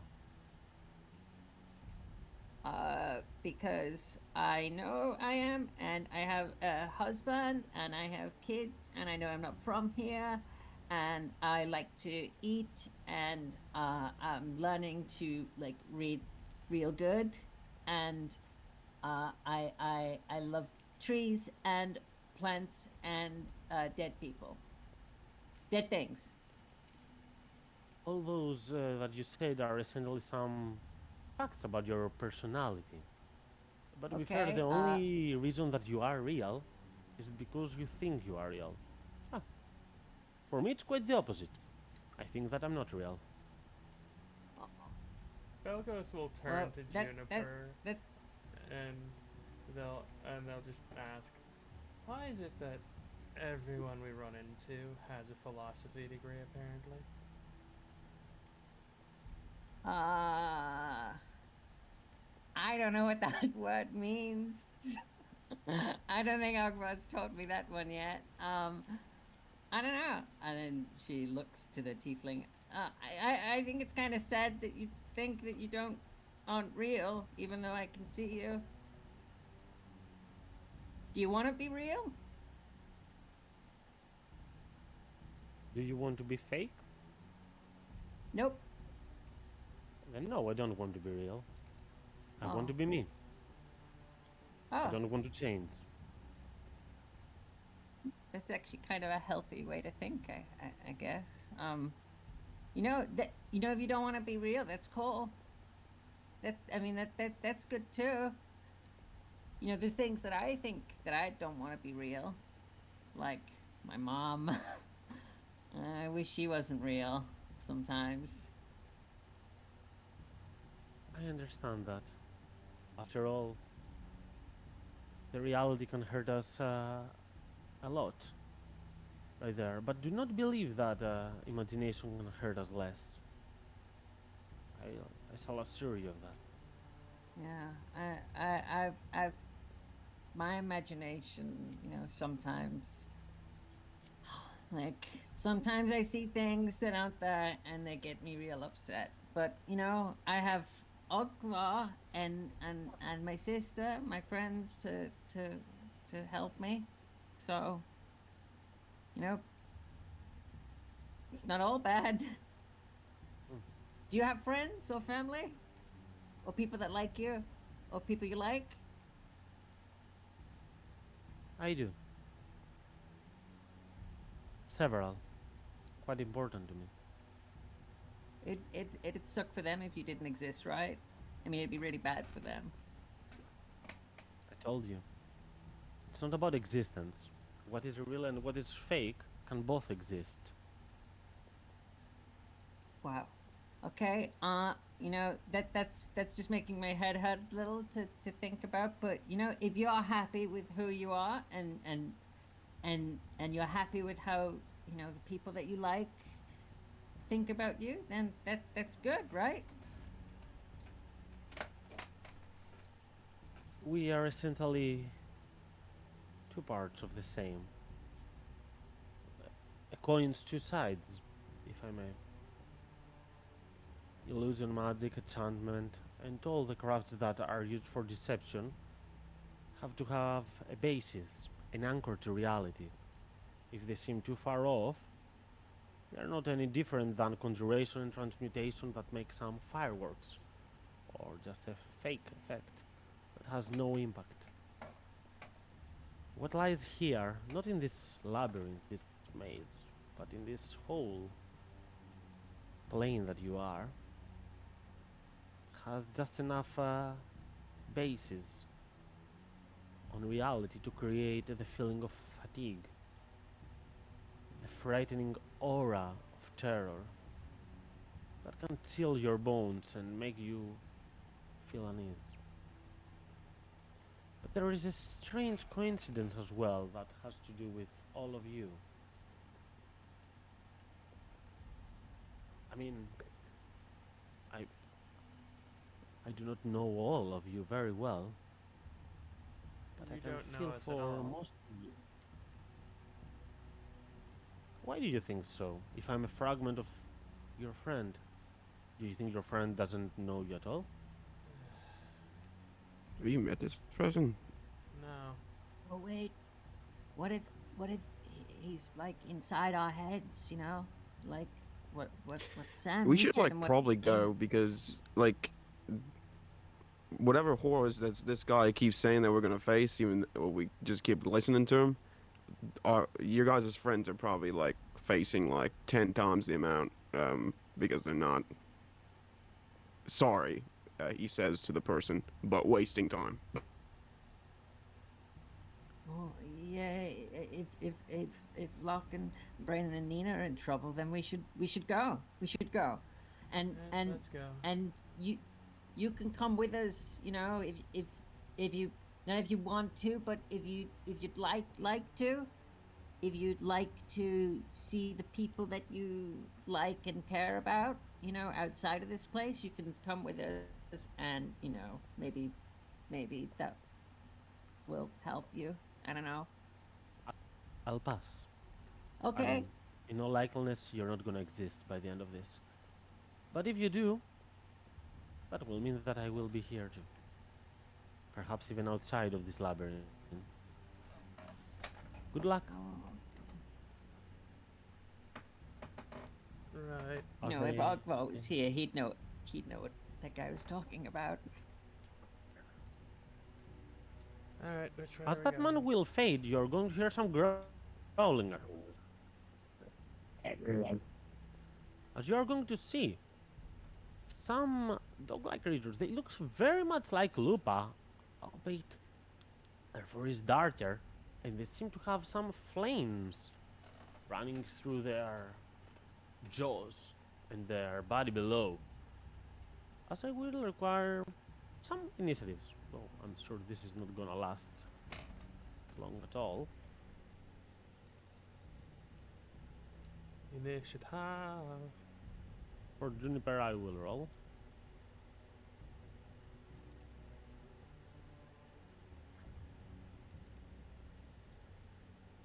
If Kat's watching the stream, you're welcome for the role play for Juniper. I know it's perfect. You need not thank me.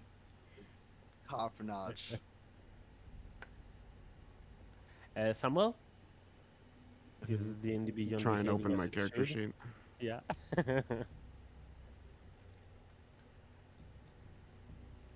Vlad, do you want to take turns role playing Juniper? Like, if we say, you know, you can have you can have her on weekends, and Yeah. have it during the week. Yeah, I think we can split custody of this properly. Or at least Okay, fair okay. for everyone, yeah. Oh, So I've done this encounter. it's you gonna can be do the some next role encounter. playing, some initiative. So the next session, I mean, by session I mean the next role playing and initiative, Vlad could take this over, Okay, for example. okay. Okay, I will roll for Samuel. Don't worry. How much is your modifier? Do you remember?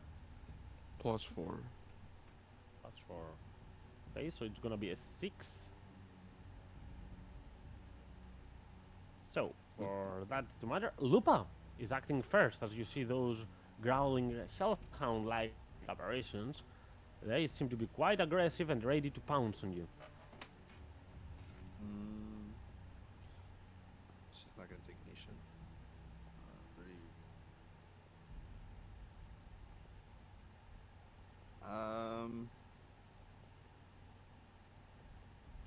I'll have her go here and take a held action.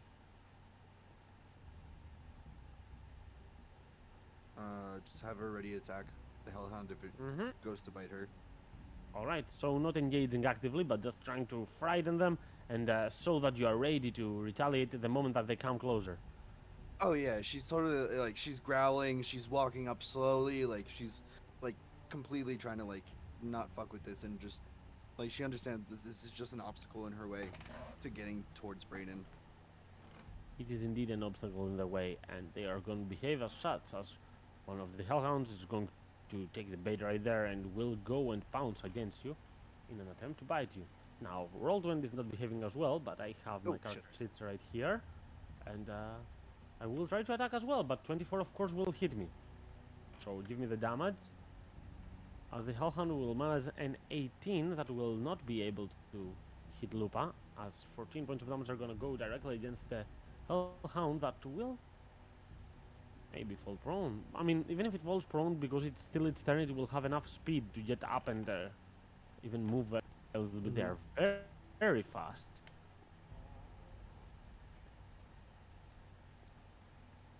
As the second one will go through Lupa and go into the back lines, and it will get next to Samuel. It will attempt a bite attack. 1, 2d20. With a 20, I will manage to hit you, Samuel, for 1d8 plus 3 piercing and 2d6 fire. So 10 piercing, 10 fire. You can use your uncanny dodge if you want to. Okay. 2 diminish that by half to 10 in total. And Belgos, you're up next. Alright, yeah, Belgos will point at this one. I don't know if it's pinging. I've got a lot of lag. Mm-hmm. Let's see. And Belgos is going to Sacred Flamme it. Sacred Flamme.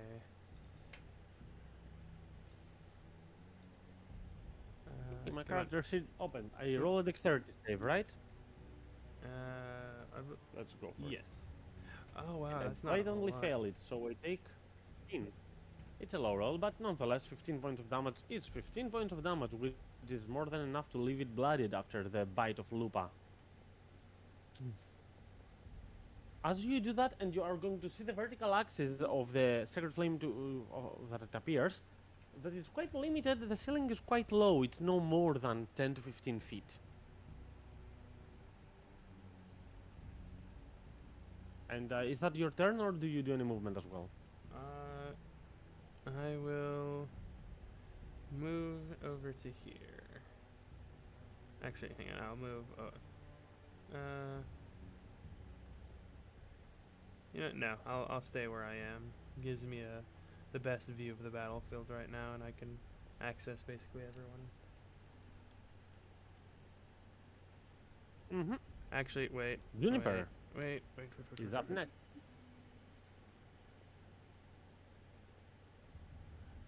Okay, I will move 10 feet forward.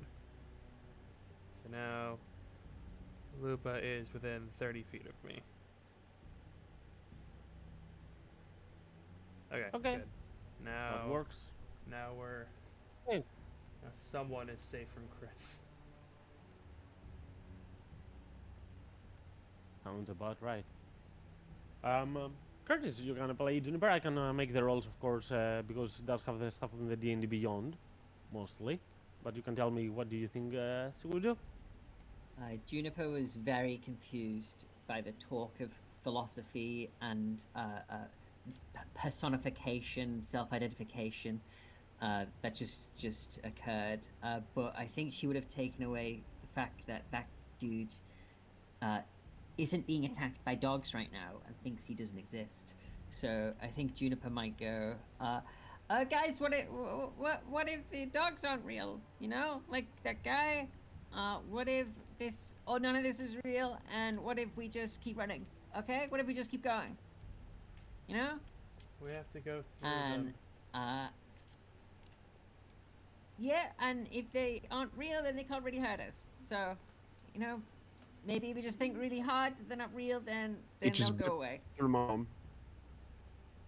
Think really hard that they're not here, Samuel. And I think Juniper would, is tired and low on spells, as I recall her being, just move forward in the direction that we were pointed to safety, quote unquote safety, BG, which I think is like that way. Mm-hmm. Correct. So I don't know how much movement Juniper can do. 30. So 60 with dash. Locke, Vlad, do you wanna do the honors, the movement honors?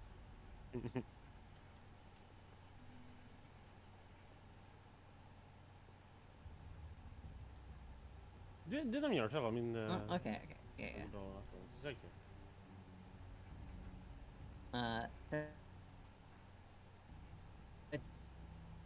30 feet, and then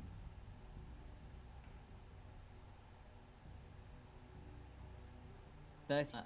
And All right. yeah, that's it, I think. Samuel.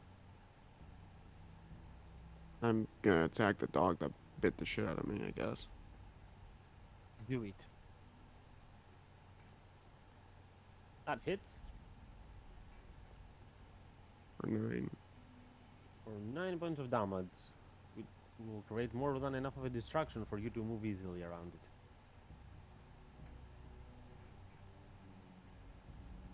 15 feet. I will bonus action throw a slash at this one. Mm-hmm. Shoof. That's gonna be a sneak one. For that, 40. One Just of the barely. 3 hellhounds will fall down. And that energy of the passing hellhound will pass through itself and strike out at this creature as I use Wails of the Grave. Mm-hmm. 46. 17. Ah, that's a good one. This one wasn't scathed up till now, but the necrotic energy that will pass towards it will show Juniper that even those fake creatures seem to normally die, take damage, and deal damage as well, as they damaged Lupa earlier. Try to, at least. Any movement else, Oh, someone? yeah, I'll move the rest of the way. I'll just go over here.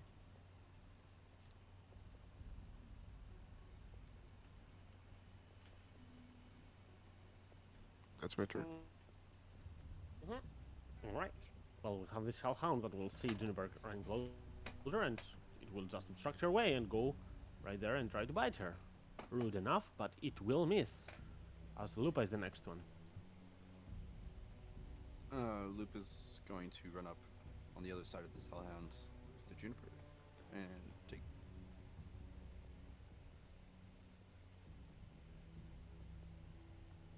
Big ol' bites. Does a 14 hit? Let me check. I believe no. Yep, it does not hit, unfortunately, so the second hit will not, but the first one will do. And just a moment, because if I fail my strength save, it would mean your second attack would be at advantage. But no, apparently it will manage to continue standing up and will be ready to attack right back soon enough. Lupa ends there. Mm-hmm. And then we have the other hellhound that has to go behind Belgos right there. It will attempt to give him a bite as well. A bite in the back. But the dog will miss, as will just rotate around and so point its teeth at you. As Belgos, you're next. Belgos is like just rather done with a lot of what's happening today. So let's see. Belgos is going to try and bonk it with a first level. Where is it? Where is it? There you are. Now.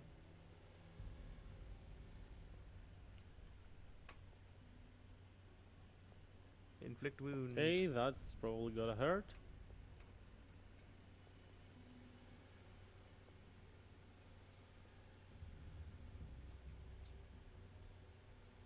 It doesn't. Alright. Not a very good roll, not a very bad as well, but yeah. Below average, of course. Right here, the Hellhound will take some necrotic damage, but will still remain standing on its 4 legs, ready to fight back. Anything else? Belgos, like after cracking it across the face with the staff and like channeling the inflict wounds, Belgos just points, just glares at it and points this way, just like just go away. Mm-hmm. All right. Juniper, you're next. Is this me or is it Vlad? Can't remember. Okay. It would be you for this combat. Oh, okay. I think yep, Juniper would say, "We're wasting time, guys. We're wasting time. Brayden needs us. Locke needs us. Nina needs us. We have to go." And she'd keep running. She's action disengaged from this thing, I think. Um, Actually, no. It tried to attack her and it missed. So I guess she might think that her believing that it's not real is actually working. So I don't think she disengaged. I think she just keep running. And I believe were we directed to the centermost thing, or were we directed to the rightmost BG? The guy that you met said that the exit is towards there, but if you exit, you will not be able to reunite with your friends. That's what it said. Now, this Oh, is what you believe. okay. I misinterpreted. Okay. Yeah, Juniper's not going to Perhaps go you that should way. go any way but that way, I Yes, assume. yes. Juniper wants to reunite with her friends, so she's not going to go that way, but she's going to keep ignoring these things. So she'll just run through this middle bit, I guess. Go 5, 10, 15, 20, 25, 30 feet that way. I'll take an opportunity attack that will miss. So, Juniper's thought process is really working. And she just says, it's working, they can't hit me, I don't think they're real. And goes another 30 feet, 5, 10, 15, 20, 25. Actually, she wouldn't go the full 30 because she wants to stay, at least a little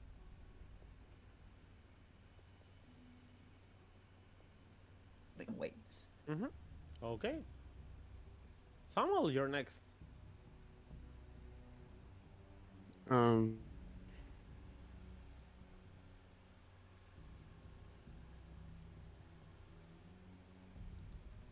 Okay.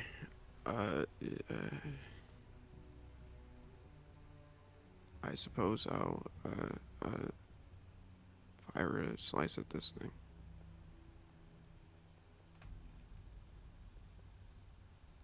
Whatever I can.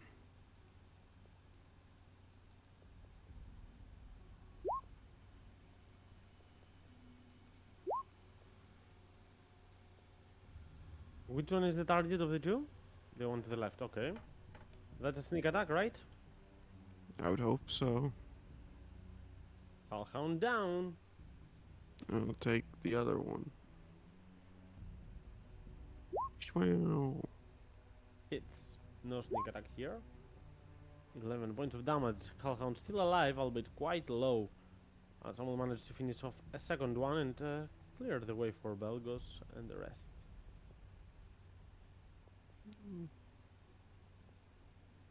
Alright. So which way did the guy tell us that we have to go to find our friends or whatever? Any way other than this, but I cannot tell you which way because, Okay. it's a maze. I just follow Miss Kara.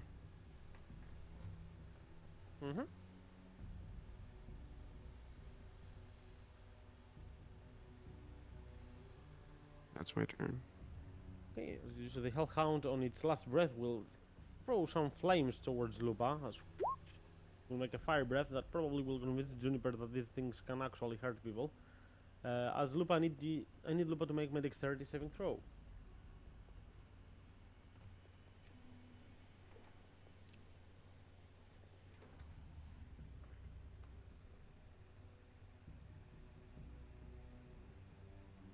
See, Lupa doesn't gain an advantage because it doesn't see Brennan, but nonetheless, the 24 is more than enough. She will take only 13 points of fire damage, and she's playing next, ready to finish off the struggling Hellhound.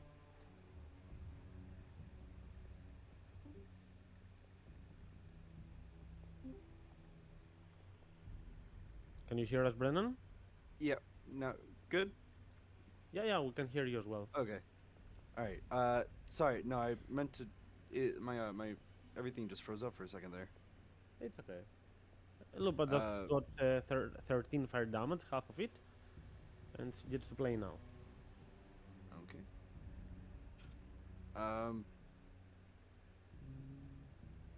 You know what? Fuck it. I'm gonna go for the 2 bites. See if I can get this thing down. 14 misses, 9 misses. Lupa is going to not be that lucky on those attack rolls right here. Can I? I'm gonna use an inspiration on this. Of course. God damn it! Well, you know, it's Tuesday inspiration. That's how it works sometimes. Yep. Nonetheless, Lupa is fighting up a great fight, but just not this turn, not able to. Well, she's not losing the battle, she's losing a small scream of it. Yeah. Uh, everybody else is behind. Okay, yeah, I guess she's gonna stay there. Mm-hmm. Okay. Belgos. Yeah, Bagos is gonna pew. Hey, that's a much better roll. That's much better.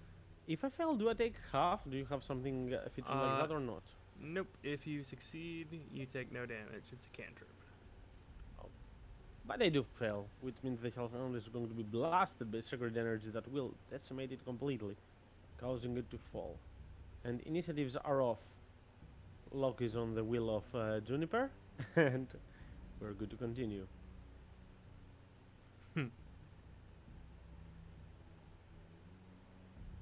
Alright, yeah. Mhm. Bagos is just gonna keep Right, following, making sure no one else gets hurt. Mhm. Lupa's gonna stick to Juniper. And kind of like lead ahead of Juniper. So what's the deal, guys? Are these things real or not? What's going on? As bad as real as all the pig things and all the things we fought in the last arena, so they can hurt us. Oh, Can Lupa make another check possibly to see if like she has any kind of like distinction of where Brandon could be? Like she's howling and sniffing the air.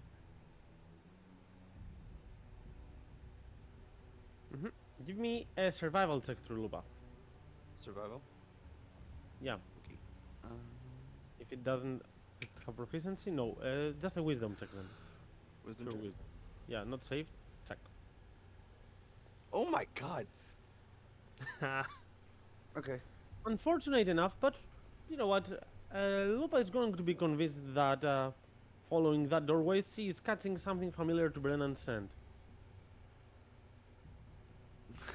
Oh shit. She's gonna follow it. Mm-hmm.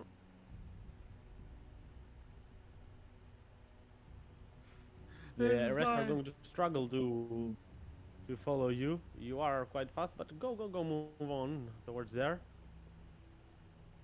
Straight and then to the right.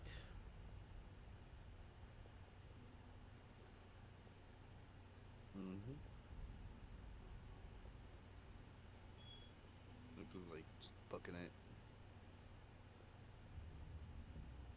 You said straight and to the right, didn't you, BG? I said exactly that. I mean, it goes a little bit to the left because it has no other way, but when there is a crossroad, I'm into the right. I thought it was gonna be like an illusory wall. Hmm. The knock spell is my favorite, so perhaps. And as Lupa is moving, the rest of you can see that Lupa is growling quite intensely, but happily. Like she's captured sense of something that is rather familiar and good for her. So, yeah, she's just dancing forward as Belgos and Juniper, being the slower ones of the party, having some trouble to catch up. And like she's following a trail of breadcrumbs, like there.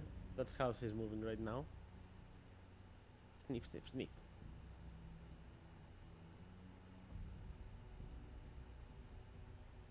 are you sure it's someone good?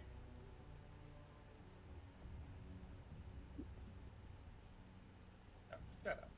You can see Lupa's tail moving left and right.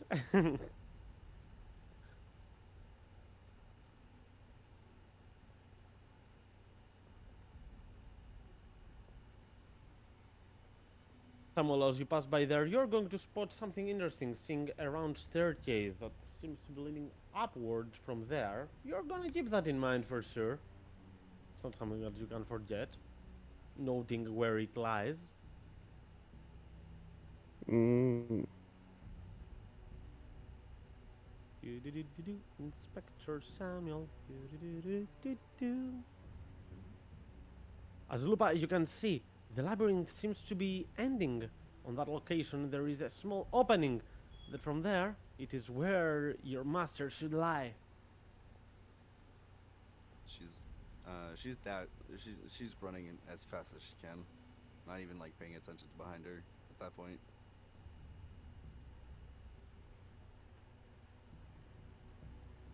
Mm-hmm. Don't move any further, Lupal. Yep. As you look there, you're going to see someone. However, that someone is not Brennan right now. But before we continue right there, let's move somewhere else. As Nina, through that trapdoor into that slippery staircase, you go to a huge basement, even greater in size than that house that you saw earlier. Level Mouse, as Level Mouse will say, yeah, I know. It does extend to the next 2 squares as well. This... I don't know exactly who made it, or what made it, but I have an assumption. This must have been a lair that was used by the Dark Lords. I think that's the only thing I can think of, unless there were other Archmages relative to Queen Nina's backstory. I think Dark Lords were actually here and used this place for their own rights. You know, the experimentation when creating the Domains of Dread. Sure, Dark Lords. I get it. I hear you, Leponas. I just don't. I don't know. I don't know what it means. The Dark don't know. Entities, Nina. The ones that have imprisoned your alter ego, Queen Nina. The ones that decided to play gods with the lives of criminals and other people that have gone way too far. The Dark Entities behind those. They have been through this land. Those that were once mortals used to experiment in such chambers. Do you see that door there? Well, yeah. Besides, that is the ritual chamber. You will believe me. Come with me. Nina looks back at the staircase leading up, and she's just got this growing urge to just leave and go back to the Colosseum and find Locke and Juniper and everyone and apologize as best as she can and try and explain what she did. And she rolls her eyes a little bit and wipes the tears away with a torn sleeve, looks at Lepamos and says, okay, but just be quick, Lepamos. I have to go. I have to find them. Yeah, of course. As she will open that small door at the end, and you can feel a dark aura standing from right behind it. The moment that he opens it, ultraviolet light will just go outside, a little bit of a magenta color actually, but very shiny and intense that perhaps you're gonna get blinded for a second or two. As he says, here is where they started this. This is the center of this realm, the center of the city of Evelia. From here it only started expanding outwards. You know, the real problem in these lands are definitely not Queen Nina.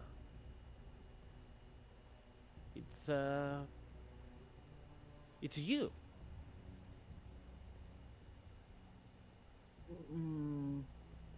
I don't see how.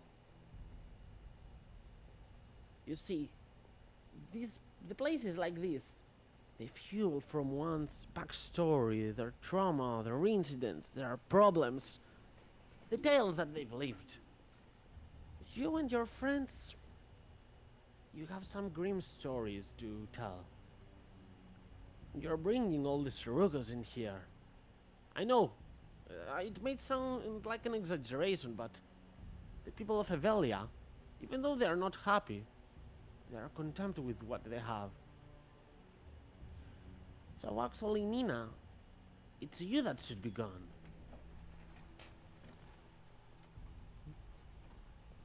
Well, I fucking know that. I'm not supposed to be here. None of us are supposed to be here. My sister's not supposed to be here. No, no, no, you got it all wrong.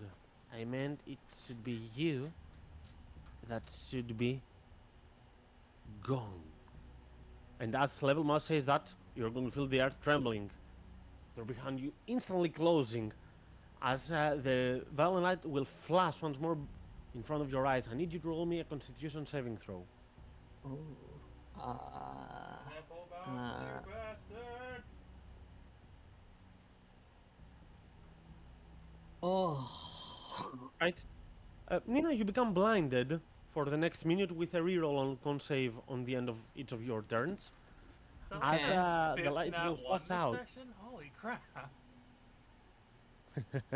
A lot of things are happening. As you do that, Lupa, you will see in front of you a Nina that is struggling to catch her eyesight. As the only thing that you are going to hear, Nina, because you are not able to see, you are hearing Level Mass. It is you that should be gone. You that should be gone. And then it's gonna get faster and faster, and the only thing you're going to be hearing too are some howling and growling around you, overlapping voices, and no Level Mouse to be seen. As I will require all of you to roll me an initiative. Hmm. And well, I assume at this point I will take Belgos, Juniper, and Samuel closer, but not as close as Lupa. Right here sounds about right.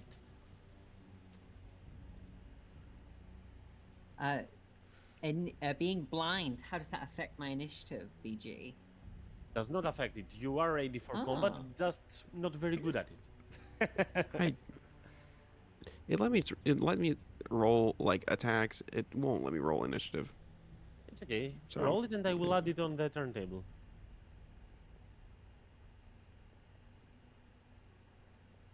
19. 19, okay.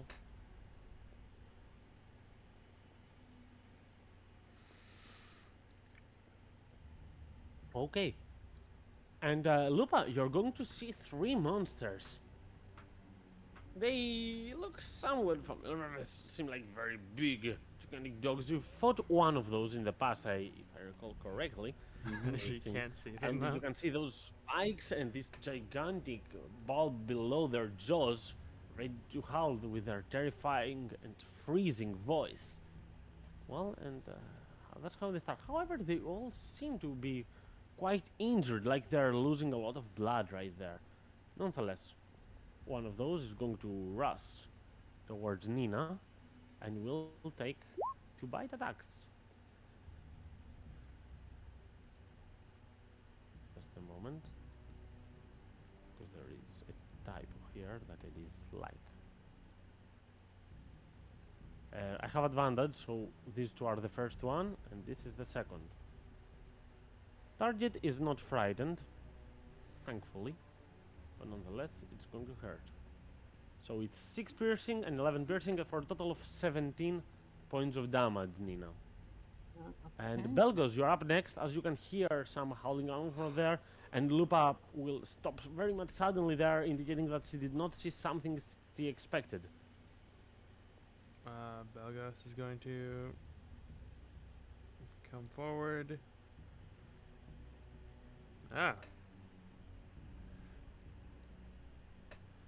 Sees Nina, is wondering like what happened here. And then Belgos is going to, let's see, what is the distance on this? Sorry, give me a second.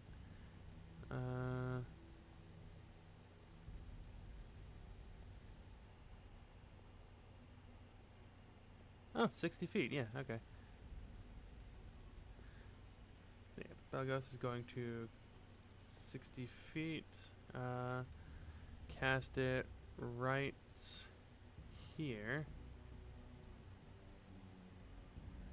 and attack this bad boy right here.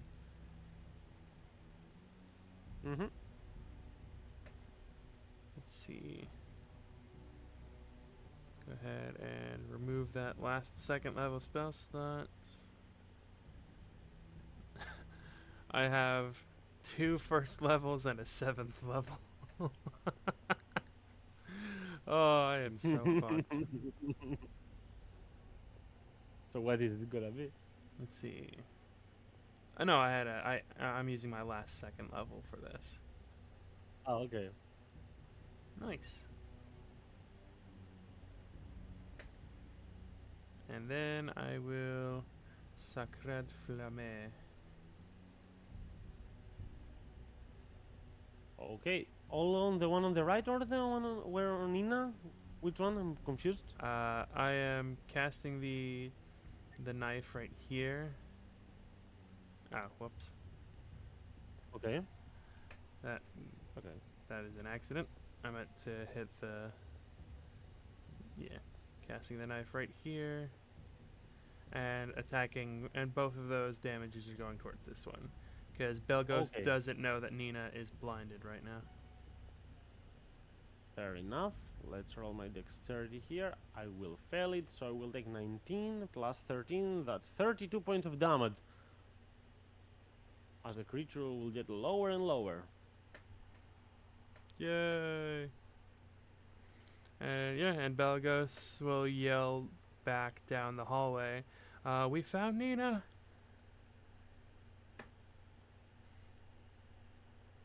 Well, Belgos has been very. You guys might have noticed something at this point. For the last little while, Belgos has been very flat, very droll.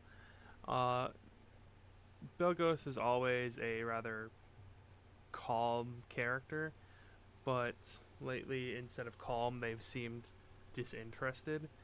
Probably noticed now that it's like 3 combats in. Belgos is suddenly rather emotional whenever we're in combat. mm-hmm. Ah, alright, that's a good, accurate description. Well, after Belgos, you end your turn there? Yes. I assume? Yeah. that Alright, is- after having done both bonus and action, I misplayed the Holler's initiatives. I'll just exchange for the other right now, as this one will see that people are coming to join their company, so it will start moving forward, and it will dash right next to Belgos and Lupa, right there. As Juniper and Samuel, you will be freaked out to see such a large creature just almost fall into the wall, ready to unleash a terrifying scream. And Nina, you're up next. Nina, suddenly blinded by Leopard Mouse after stepping into what was a very surprising, just altogether strange room, is confused, and yeah, she can't see. She doesn't know what's near her. She can only hear it, and she can only feel it. And the thing that alarms her is that the darkness doesn't scare her that much, seeing as though that's all her dreams were for the longest time. She Imprisoning will me, all that I see. she will extend her hand to spend an action to summon her scythe, and that's all I can do. I'm just checking to see if I've got any bonus actions. Well, I don't. Yeah, Nina just starts to shakily channel the scythe in front of her, and she just says, "What the fuck are you talking about, Leopard Mouse?" As she grabs the shoulder that she was bitten on, and yeah, that'll be her turn. Alright. And no movement whatsoever? Yeah, I think being blind. Yeah, I think she'd just stay where she is for now. Mm-hmm. Okay. That room that she stepped into had cliffs. It had drops. So yeah, she in her mind she wouldn't want to move. Fair, fair. Samuel, you're up next. You did suddenly hear Belgos yelling that we found Nina. Yeah. But you know, illusions and such. Oh, that's fair. 30 feet right here. Math.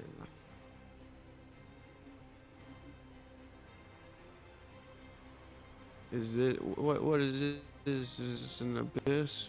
What's happening here? What's this? What's this? There's something This is in just the air. difficult terrain. Mm-hmm. What's this? What's this? I'm getting really scared. I'm Nice. going to teleport. Right? Is this dim light? Are we like in blinding light here? There is no dim light or any source. You just have Oh, so it's pitch black? It's dark, but you have 120 dark vision, don't you? Well, no, that's why I'm asking, because my cloak can make me teleport if I'm in darkness or You dim light. Okay. You are in dark. Don't you have 120 dark vision? Yeah, I do. I just Ah, that's why you I cannot just tell. because I I'm see. in darkness, because I have dark vision, it's hard to tell. So Yeah, okay, fair enough. I'll go. Oh,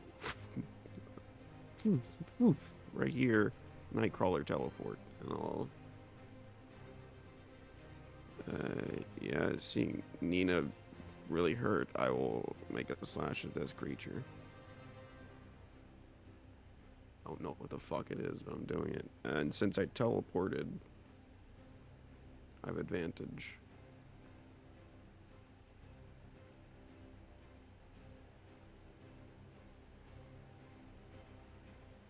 For 24 damage. 24 damage it is, as you're going to pierce past its defenses. Phew. And as it flies through the beast, it'll come raging back towards this creature. As I use Whales with the Gravigan. 46, 14.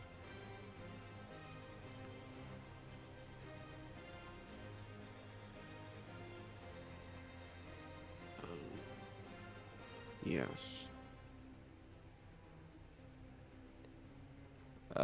And then I'll just, I guess, back up into this dog. In case it strikes at one of the others, and that's my turn. Mm-hmm. Alright. Well then, we have this one that is damage to one out of those that will come closer to Belgos and Samuel, right here. And let's go for a mind-writing hole, as that will be affecting Belgos, Samuel, and Lupa.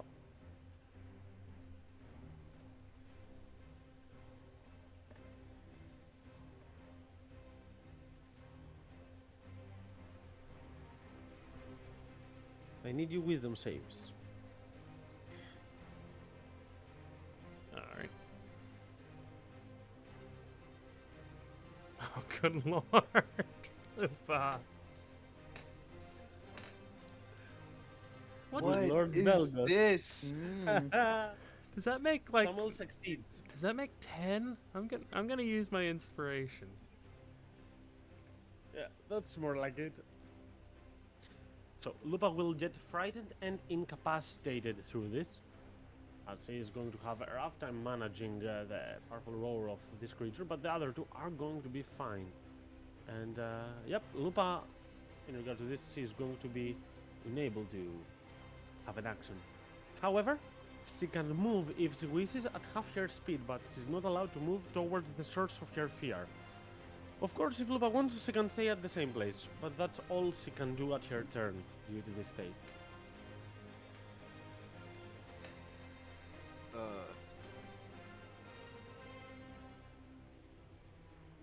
I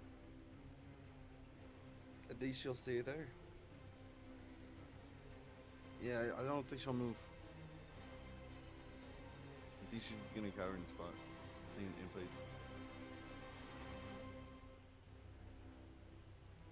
Didn't understand if that was a question. No, I'm not gonna have her move. Okay, just staying there. Okay, Juniper then is next. As Lupa is still a bit frightened. Aha! Alright. Well, having had to stop to catch her breath because she has these giant Ugg boots on and carrying like 10 shields or something, I don't fucking know. She sees all this stuff going on ahead of her, so she's going to start running down to see what in the hell is going on. She hears calls of Nina and possibly her voice and all. So if I can get to this. Ooh. God, my spells here. What am I? 30 feet. Okay.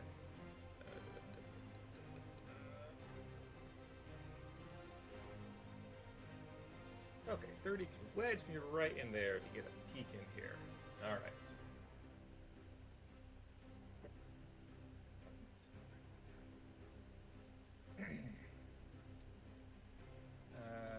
Ba-da-ba-ba. Learning spells I never use. Alright, so this is 50. It's okay, just make assumptions about the spells and I will make the actual numbers. Alright. Well, okay, cool. Alright, so. Shit, what does Juniper do? Alright, so. Okay, so running around the corner, she'll see Nina being harangued by this big, giant fucking gorilla bear thing with one of those frog ladder neck things. Nina, it's you, Nina, and however she fucking acts, and she's going to, start to reel back for a thorn whip to try to pull Nina toward her and away from the danger, but Juniper. Obviously knowing she does this all the time, it's not going to be far enough. So instead, she just throws her hand forward and seeing Nina get beaten up on this thing, and she is going to try to heal her up to make up for the distance and cast a healing word at 2nd level. Right, roll me. Normally it's 2d4, but it's an extra d4 because of the moon sickle, so roll me 3d4, and I'll add the modifiers. Oh shit, okay. 3d4.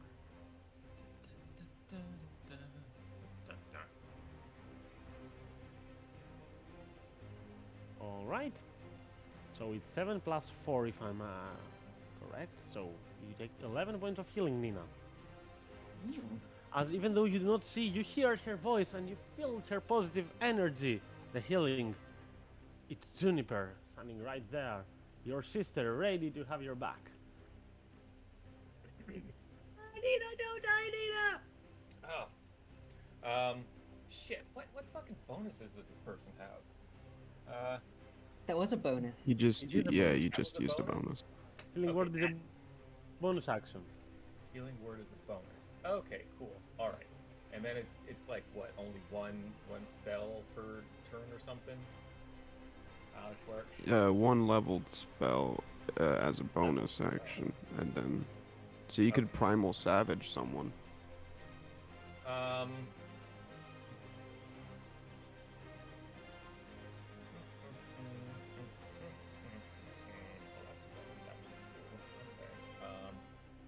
So one hand goes out and the other one is going to kind of like you're swatting away an annoying mosquito. She is going to try to swat her hand at this one that's real close to her right here. And she is going to... Oh wait, no. Range can't be touched, right? Because that's a disadvantage. Unless If it's like you a do- melee spell. I think melee If you spells do are a okay. ranged spell with enemies next to you, you have disadvantage. But if Okay. it is that, that's a different. Yeah, fuck it, we're going to do it regardless. So she's going to try to chill touch this one that's right next to her. Okay. Give me a d20 with disadvantage. Has a +9. I got the sheet up. Let's see if this does what it should. Hey, that works. So 17 points of necrotic damage Hey! to this creature. Juniper will bring both the necrotic energy and the healing energy. Quite the marks of Juniper's playstyle right there, as you manage to nail it with the holders taking some damage and Nila restoring. Hello, And, that's Evelyn. the end, I assume, of Juniper's turn? Duality of man, that's going to be it. I'm alright, how are you? Alright. I'll have his howler. As Nina, you hear those words and you are starting to be a little bit happier that your friends are here, then you are going to hear the mind-breaking howl of this creature shout Thank you for the just follow. solely for you to just bring you back to the harshness of reality. So give me your wisdom save. For a moment, Nina feels relieved. She hears her sister's voice, and then, she hears the howl. So, oh my god! You are fine, so you will not get frightened. You are Oh, able that to reminds me. behave. Did Nina do a save for the blindness at the end of her turn? You did not give me a reroll of your Constitution save. Oh, That's very much okay. correct. DC 15. Okay. And you're not blind. Nina is perfect once more as you hear that howl, but the strength of the sisterhood is greater than this, and you regain all your senses and are ready to fight back. It's going pretty good, And Lena. We Lena. are continuing with Belgos. Lena, 1 second. Belgos is going to bring the knife, the 20 feet over to here, and attack this one in the back. You know, no. He's gonna bring they are going to bring it over to here and attack this one. Let's see. Spiritual weapon. I think you have access to move the spiritual weapon, don't you? Oh, do I? You can move the token. Yeah, you can click and move the token. Oh, I can. Neat. Yeah, we'll move it to over to Yes. here. And 27, which I hope hits. I believe. That hits, of course. 12 force damage. Roll 20 damage.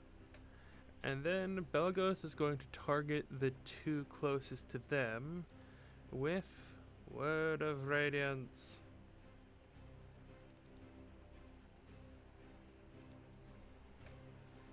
So yeah, each creature of my choice within 5 feet. So, the two enemies. Yes.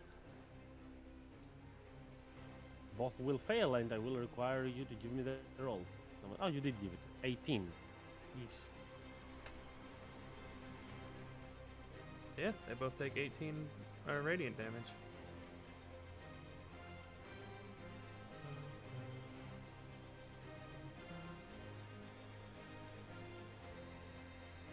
Hello? Mm-hmm. Oh, Yep, it just, I yeah, it just just did went some quiet more. for like Yeah, no worries. 15 seconds. I was like, what the It's okay. Don't worry. So yeah, this one is very close to the death's doorstep, while the other one is still having some health right there. But yeah, all in all, pretty good damage overall for this turn for Belgos, as you intend on remaining on spot. yes. Okay then, so we have this creature that will be attacking. I have to make a couple of attacks here. I will make one on Belgos.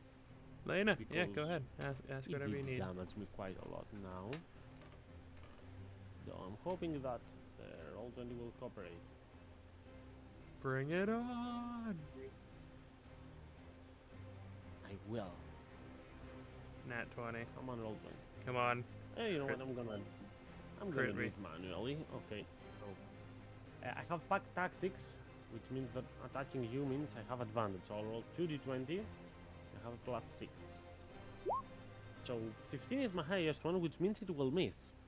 So It I does, will yes. not be able to hit you. Second attack is going to go against Lupa. Let's go for that. On the 20 +6. 20 Maybe will later. manage to hit her, and in turn that will deal a lot of damage actually. So it deals 2d6 +3 piercing, and 4d, that's 9 damage, and 4d10 psychic. Maybe later, so a Lena. total of 28 points of damage on Lupa, who was frightened now. And yep, that's the end of the Howler's turn. As Nina, you are back to your full senses and you're ready to act. Nina blinks the blindness away, having felt the in her mind the authentic touch of Juniper's spores. She turns around to see this thing towering over her that had bitten her, blood on its mouth. She hears the scuffle in the corner, and for a second she doesn't know what to do. And then she looks at it, brings her scythe up and says, yeah, she says in common at first, looking it in the eyes, where is Locke? And I'm guessing it doesn't respond, so on a whim, I'm gonna repeat that in Abyssal, which just sounds like airy grunts. to those of you that don't speak it, I guess, she repeats the question. I'm guessing it doesn't respond, and so she will swing her scythe at it. Although she's going to swing her scythe at it not at its face, but at its legs. She's going to try and bring it down in as less than lethal a way as she can, wielding a giant scythe. So she will swing twice. 1 second. I can't remember. And your guess is where- correct. Nothing will respond. But Yep, yeah. I looking at it, it didn't look like something that would. yeah. So the first swipe at it would be this, and the second, if it is still standing, is this.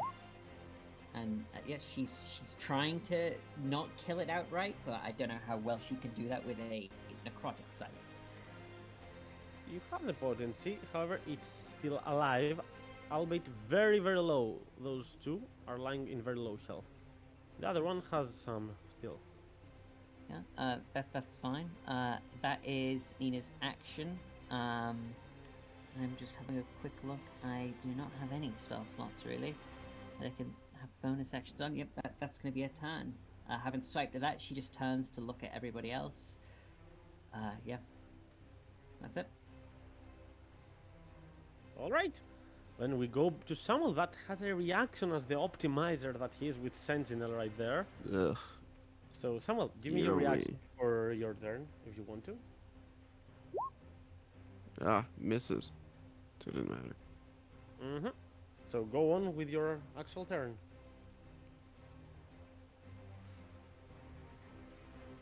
Wait, why did I roll twice? Okay. No. I'll take a slash at this creature below me. 25 of course hits. Yay! For For, 35. 35. And that one gets to the state of barely alive like the other three. I think each one of them requires an attack or something. And again, I'm going to use Whales of the Grave, dragging whatever sentience I can from this creature and slinging it back towards him, Mm-hmm. the one above me. So take this. 16. And with that, it's gonna be enough for this creature to fall down the ground. Yay! And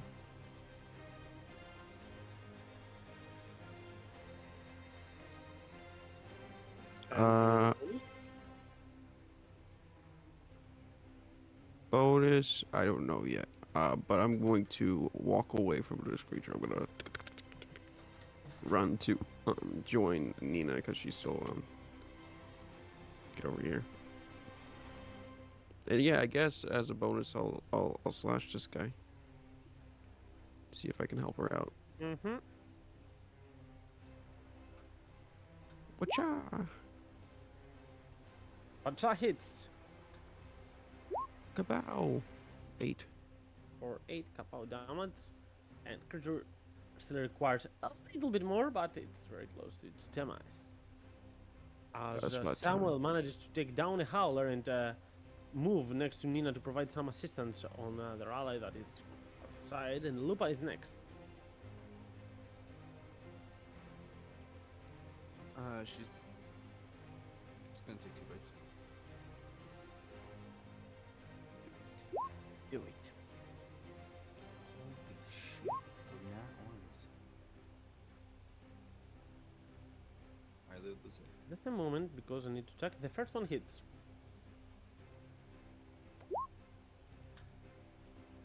For 10 points of piercing damage, that also makes it almost dead. To say a little bit more, as Lupa manages to get a bite close to the core of this creature from below its upper limbs, and it speeds a part of its body. But those creatures, they are quite fiendish enough and have some kind of strange resistance and the ability to not die that easily. As Juniper is next. Oh shit! Forgot that's me. Um. Okay. That one's still there. Bam, bam. Samuel, Nina there. Well, Nina wants to help sister, so what we're going to do is, let's see. Yeah, there's just becoming dirty. That's the only bonus action she really has. So we're just gonna say, fuck that. We're gonna start breaking away.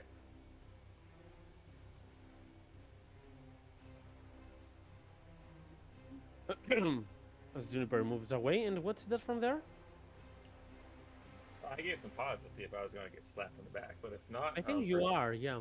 Okay. I'm gonna do that. So have a raining bite. At 16, it misses. Oh, okay. I guess it does. All right. So we will run there, and Log is trying to kill Juniper, but I'm not helping. why? How dare you say that? I'm playing the type. We just found sister again, so we're going to run there and kind of buck up into the dirt there, and we are going to, because we can't make it the full 30, so we are going to.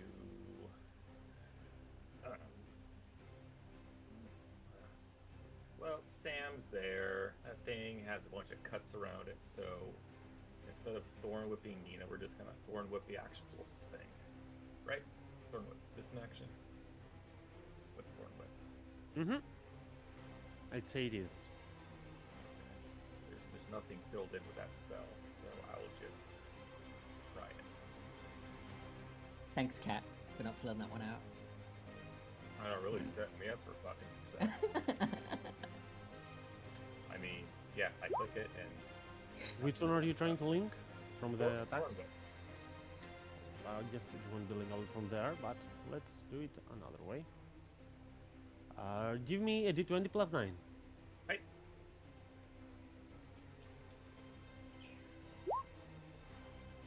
Plus 9 is 20, so it hits, 20. and I need you to deal me 3d6. All right. Bum, bum, bum. As after Shamons and Nina's efforts there, it's going to be enough to take this shoulder and drag him closer. As dragging him through the ground and the thorny whips, you are going to manage to kill this huge beast. Stay away from my sister.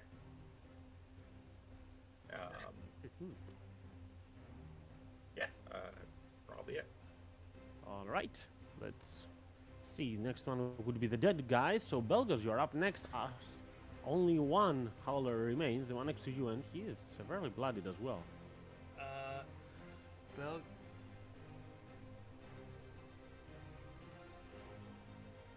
Let's see. Belgos is going to not Word of Radiance, but the other one. Let's see. What the? 1 second, my character sheet's being very weird right now. Sorry. Okay.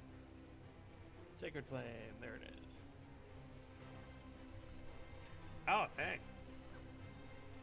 Ooh, good roll here. Okay, let's see for the dexterity save. They're quite dexterous. With a +3, though, the chances of succeeding is not enough, and thus, that howler will also fall down, as initiatives are off. And as you can imagine, since we have Nina here, and now a Juniper falls only on the hands of Locke for this continuation for the time being.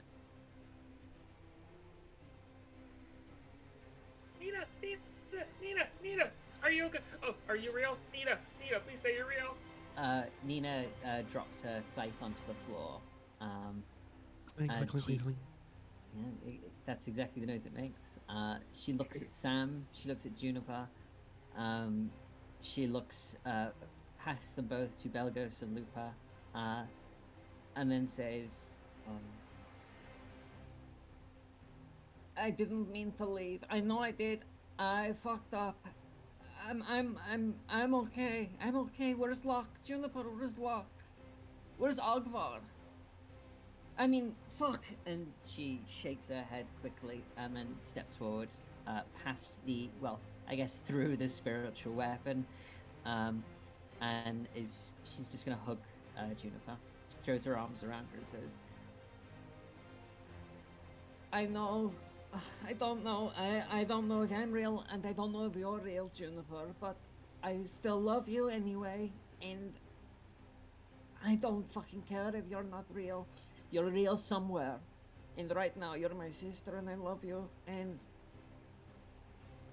I don't say sorry. I promised I would. No more sorries, okay? I fucked up, though. Are you okay? Juniper hugs back and tightly holds her and tries to pick her up in a hug, but fails with a -1 strength modifier. No, we're okay. We were hoping that you knew where Locke was. We don't know what's going on. We were in the arena and Ongvar just left, and then the arena got smaller, and then all these walls came up, and we didn't know where we were, and there was this real portal and just hallways everywhere, and Lupa knew where to go, and then we eventually found you, but there was this weird other tiefling there who said he wasn't real and he didn't want to be real, and he was quizzing us about what's real or not, but we found you, and I don't know what's going on. Me neither, and you know what? Fuck this place. But, we'll find Locke. Okay, we're going to turn around and we're going to go exactly how you got in here, and we're going to leave and we're going to find Locke, and then I don't fucking know. I don't know. I don't know what happened back at the arena, Juniper. But what happened to you? Are you okay? Where you disappeared? I know. I'm okay. I thought you guys weren't real, and then I got scared, and that's all it took. I don't know why. I fucking blinked and I thought you weren't real. It passed so fast, but by that point I was gone. By that point I was gone. I wouldn't leave you guys. You know I love you all. Even if you're fake. Even if you're fake, you're real enough. I don't think we're fake. I've been with them the whole time, and It doesn't matter, Juniper. It's okay. If we'll know when we get out. If you're fake, then at least fake you got some of my love while I was here, and if you're real, at least I'll see Juniper outside. Okay? It's win-win. Oh, okay. Well, at least you're here, whether this is all real or not, and we need to find Locke and get out of here. And I don't know. Yeah, let's just not say the word real or fake, okay? Let's just stop saying those words. Okay. You're Juniper and I'm Nina, and that's okay. Samuel, you're Samuel. Belgos is Belgos. Where's Brennan? We were looking for him when we found you. Oh, fuck. Okay. We'll figure out which order to find them in. Raise your hands if you think we should find Locke first. You know what? No, fuck that. We'll find who we find. Let's just go. Let's leave. We get out. We'll find who we find. No. Okay, fuck. Guys, I'm... As Juniper breaks the embrace, Nina puts her hands over her face. She says, "Guys, I'm just... Lepelmouse wasn't real, and this place is scared of us, okay? It's really scared of us. What? I know. What do you mean I he just wasn't think- real? I know. Fuck. It was pretty obvious, but still, I don't know. I just feel bad for the people here. I don't want anyone to be fake, but so much shit. Fuck. I said the word. Fuck it, and let's just leave. Okay, let's go. Before that, Hey. Miss Nina Avella, can you come here? Walk and talk. And yeah, Belgos is going to try and patch up Nina. Oh wow. Minimum. as Nina nods to Belgos as he wraps the bandages and salves around her arms, gives him a quick nod. She says, "Let's walk while we do this."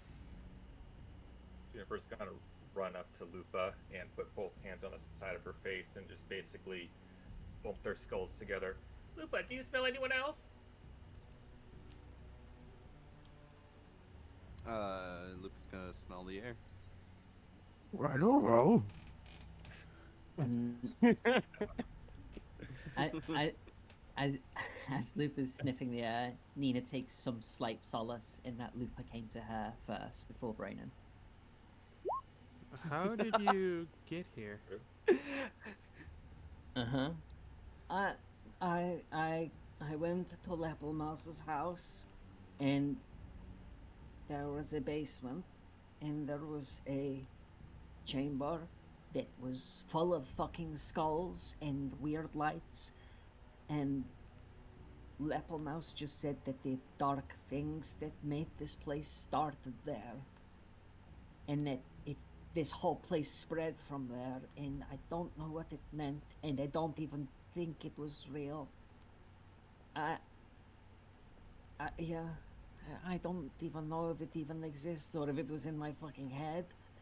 I don't even know if I was actually at Lepel Mouse's house. But, I don't... There has to be a reason why fake him said what he said and showed me what he showed me. Either to throw us off, or unlikely, he could have been telling the truth. Oh, that's funny. So, As you say that, Nina, and Lupa looks around trying to see if she can get a sniff of anything.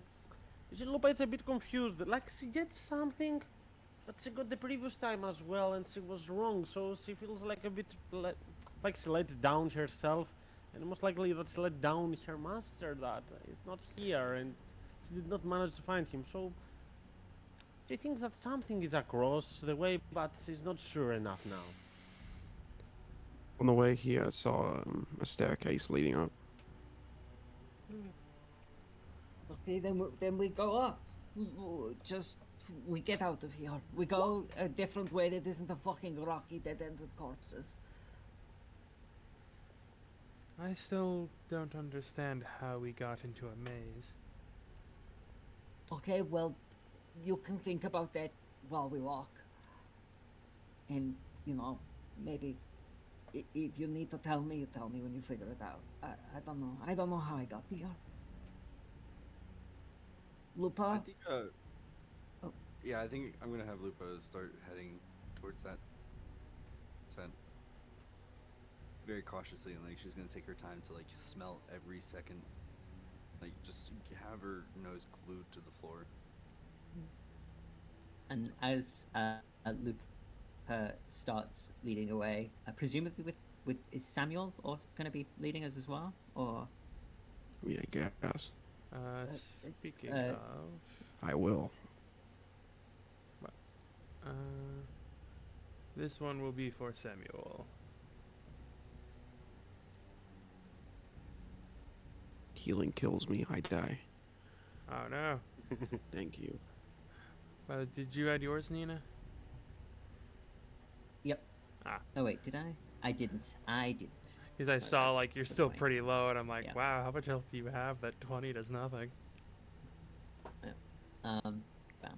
Hey. As we walk, Nina's gonna ask, Before I left, Locke was so peaceful. Is he okay? No. He ran off like all froggy. Okay. He'll be okay. I mean, maybe not okay, but we'll find them. I'm sure whatever he runs into probably won't be okay.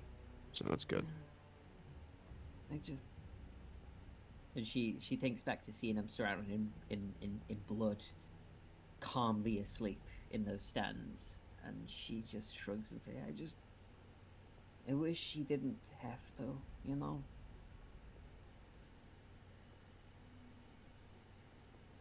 Huh? While you are pink, feel free to move your tokens in the meantime, so that this gets a little bit more with flow. Better, instead of speaking, then moving and stuff like that. Slowly, so that you can explore the areas. Uh, Nina is gonna side by side with Juniper, follow Samuel and Lupa.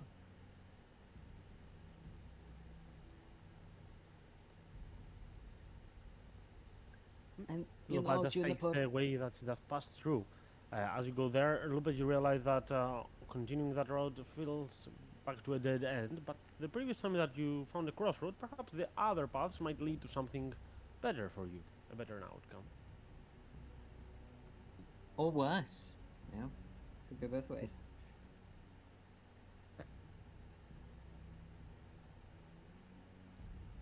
Could have been a little faster, Juniper. Just saying. Nina since to walk. Oh, I'm sorry.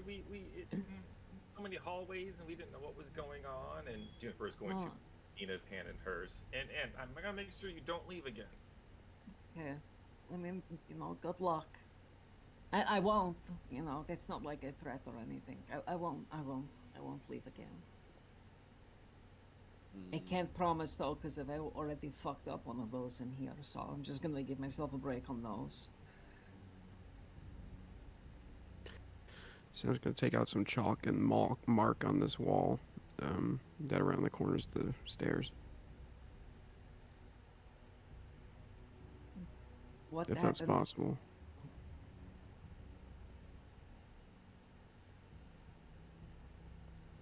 Was that a question for BG? I don't know. I You want to it was an see where action I this did. leads? I It just seems no. I take out a piece of chalk and I just write on this corner. I put an X on this corner, you mark it, showing okay. us that this is where the stairs are. Because Lupa was still sniffing shit. That's definitely doable. Is Lupus Senses telling her to go towards the stairwell or towards the other corridor? Are we Brennan didn't get that? Like the You came feeling from that there. You We came came from from this here? way. Oh, I thought we Mhm. came from this way. So you Okay. could try either this way or this way. Is Lupa leaning towards a certain direction? Left or right? Give me a survival check. Okay. On Lupa. Shit, wisdom.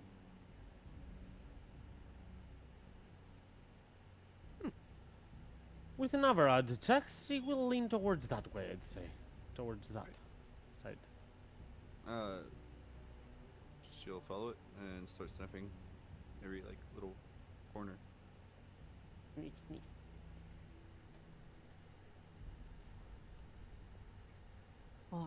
So, what happened with Ogvar Juniper? Oh, I don't really know. It's when after everyone left and it was just a couple of us there, he said he needed to get back to New Millstone. Or Fake Lies, probably. Well, he said Millstone was gone, right? Yeah, that's fair. He said he had to get back to New Millstone.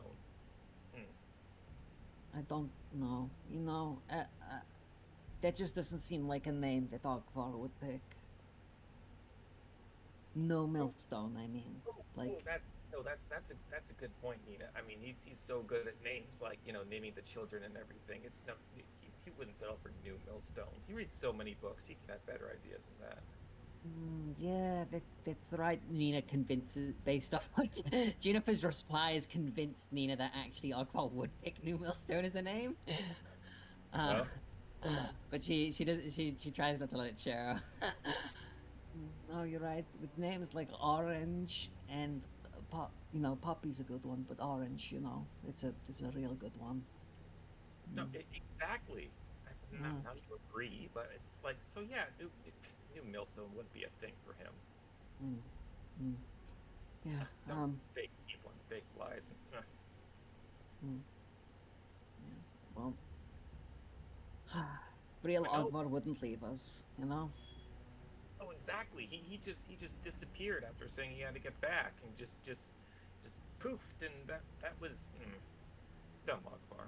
I mean, it doesn't look like you're carrying any jars with you, so that's also, another telltale sign of it being fake. Akbar is he didn't leave any food for you. You're so smart about real things, Nina. I know, it was so insightful. Always gives me snacks. You two coming? Sam, I found the stairs. They're here. I can see them. They passed through. So- Great. I mean, the go as Lupa as she gets there, she gets far more confident that something that smells like Brennan, or perhaps Locke or Ogvar, I don't know, this time, is closer to that side that she is now. Yeah, she's gonna bark out and like signal towards the others and just keep going. Are we going? Okay. I don't know. Juniper- Your dog like got a weird scent. Okay, well, I guess. All the way Juniper- down there. Yeah, let's just follow them. Just remember what these stairs are. Okay. And either Juniper just gonna run down here, I guess. If Locke's down here, I mean, you know what? Why don't we could just start fucking yelling his name? Oh, Oh, but there's other bad stuff in here. Like there were these dumb dogs we ran into before finding you. Oh, I mean, are they alive still? No. Well, I mean, not now, but Oh, you mean like there might be other stuff? Okay. Well, that makes sense. Do we hear anything? Give me a perception check, Samuel. Okay. Wait, so Lupa brought you guys to me, right? So, I mean, yeah, we should. No, you guys are totally right. We should be following Lupa. If she brought you guys to me, then yeah. As Lupa moves towards there, Samuel, you're going to hear from that direction that she's heading some voices speaking, but sound a bit incomprehensible. Like, they are a bit similar, like the growls Locke made when he was enraged. They sound like a mixture of something of a humanoid, of shamanistic nature, saying some ritualistic words, and they sound like a bit ferocious, may I add. As Lupa Ugh. goes there, she won't be able to find Brennan, but she will see someone else. Let's go for a moment back here. As you see the maze around the town lock, and Queen Nina staring back at you, she will say, best you can do is wait for them to find out where you are. I know, though, that idea will not sound at all like you, right?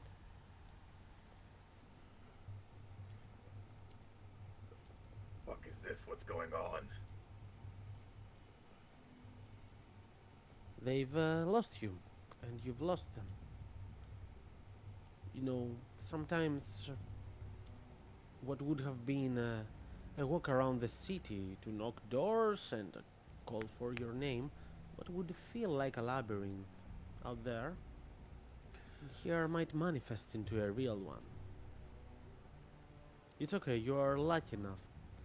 Your friends are strong, you are strong. Those things are obstacles. Never-ending obstacles that in the end tend to pile up and consume you a little bit, but nonetheless, they can be surpassed.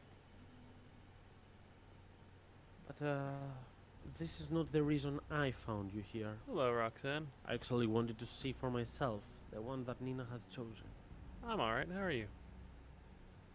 It seems that you've lost some of your sanity, but you have enough to calm down under normal arguments.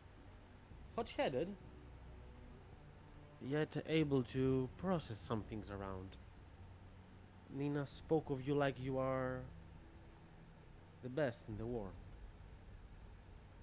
And Juniper, I think, she said some things about her, but she's not a true sister, so she doesn't count. Nonetheless, there is no end game here, right? You just You just want to find Nina and save her. There is no other means behind this. I might sound weird for asking all that, but in my previous life, I had a friend like you as well. I do not mean another lock to avoid any misunderstanding, but it did not end up well. I know this does not mean that your relationship doesn't have to end up well as too, but I have my concerns for the only one that shares my bloodline.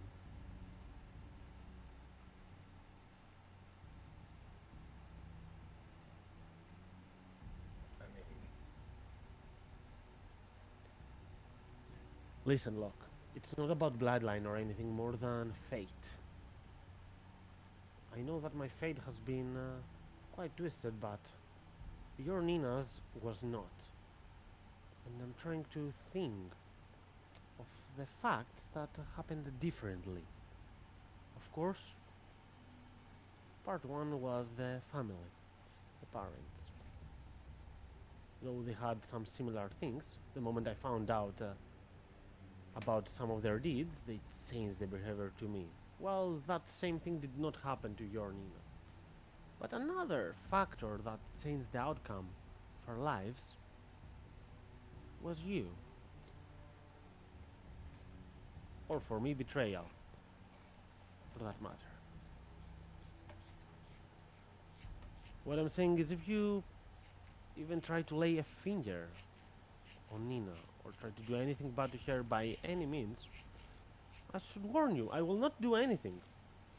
Obviously. But it is because I won't need to. Just for your sake of knowledge, you need to know that that man that did not behave to me greatly is now lying at the bottom of a river. All his limbs chopped off, and his heart fed to a periton. I'm just saying what Nina would be capable of doing. I'm not saying that she would be doing this. It has the capability of it. Am I clear enough?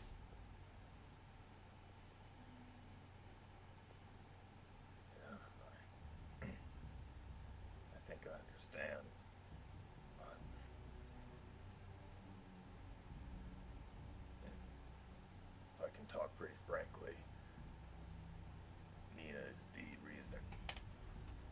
You know, there's a lot of time I was too afraid of death, but I wanted it for no reason. But now it's she's the only thing I would fight and die for.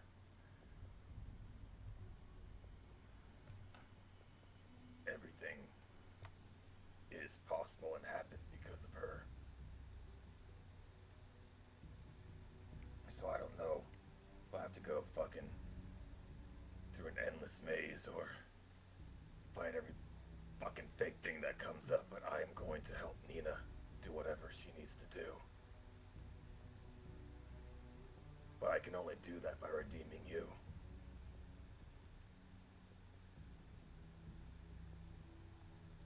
I need to That help is... you.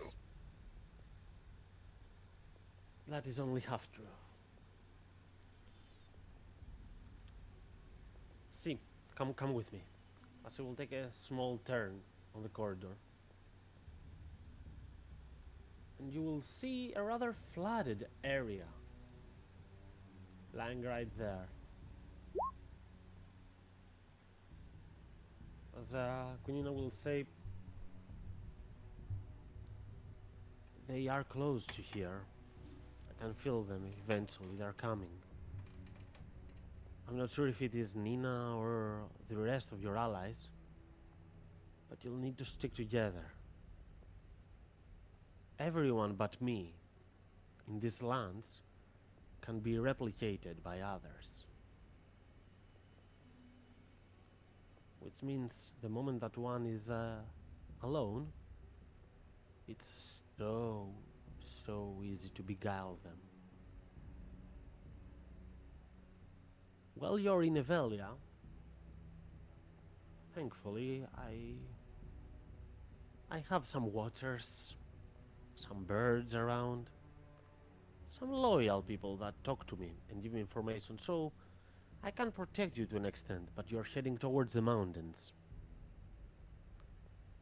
So let this serve as only a small lesson to prepare you for what is about to come. For what you need to face is not my redemption, but yourself. As you are going to see the landscape around you change a little bit, as you hear Lupa's happy growls in the distance, you find yourself inside a cavern. And you hear those ominous voices that I described to some previously.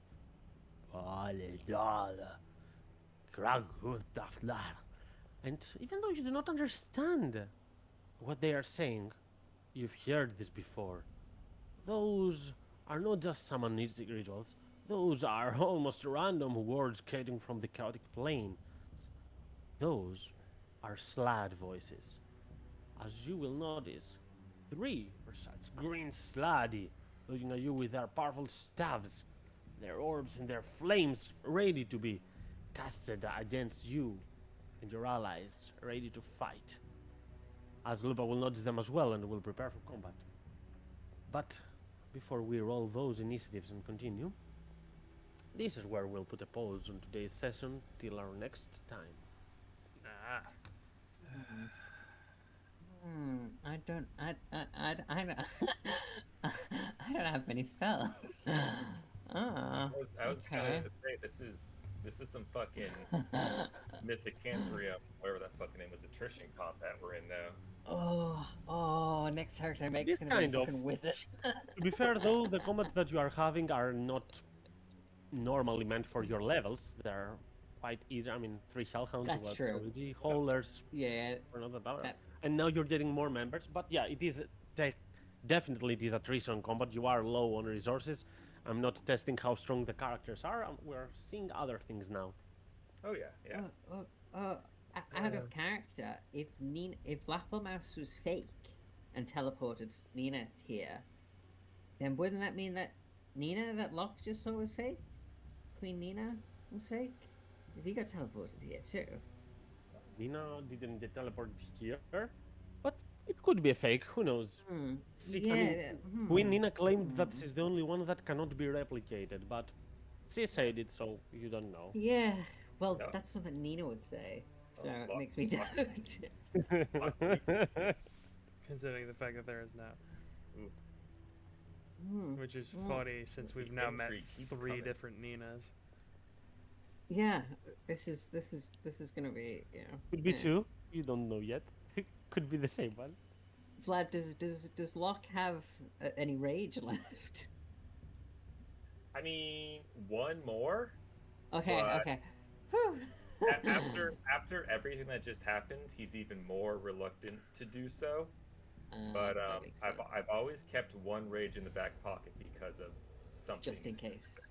No, not just in case, for something. Oh, okay. Something that concerns you.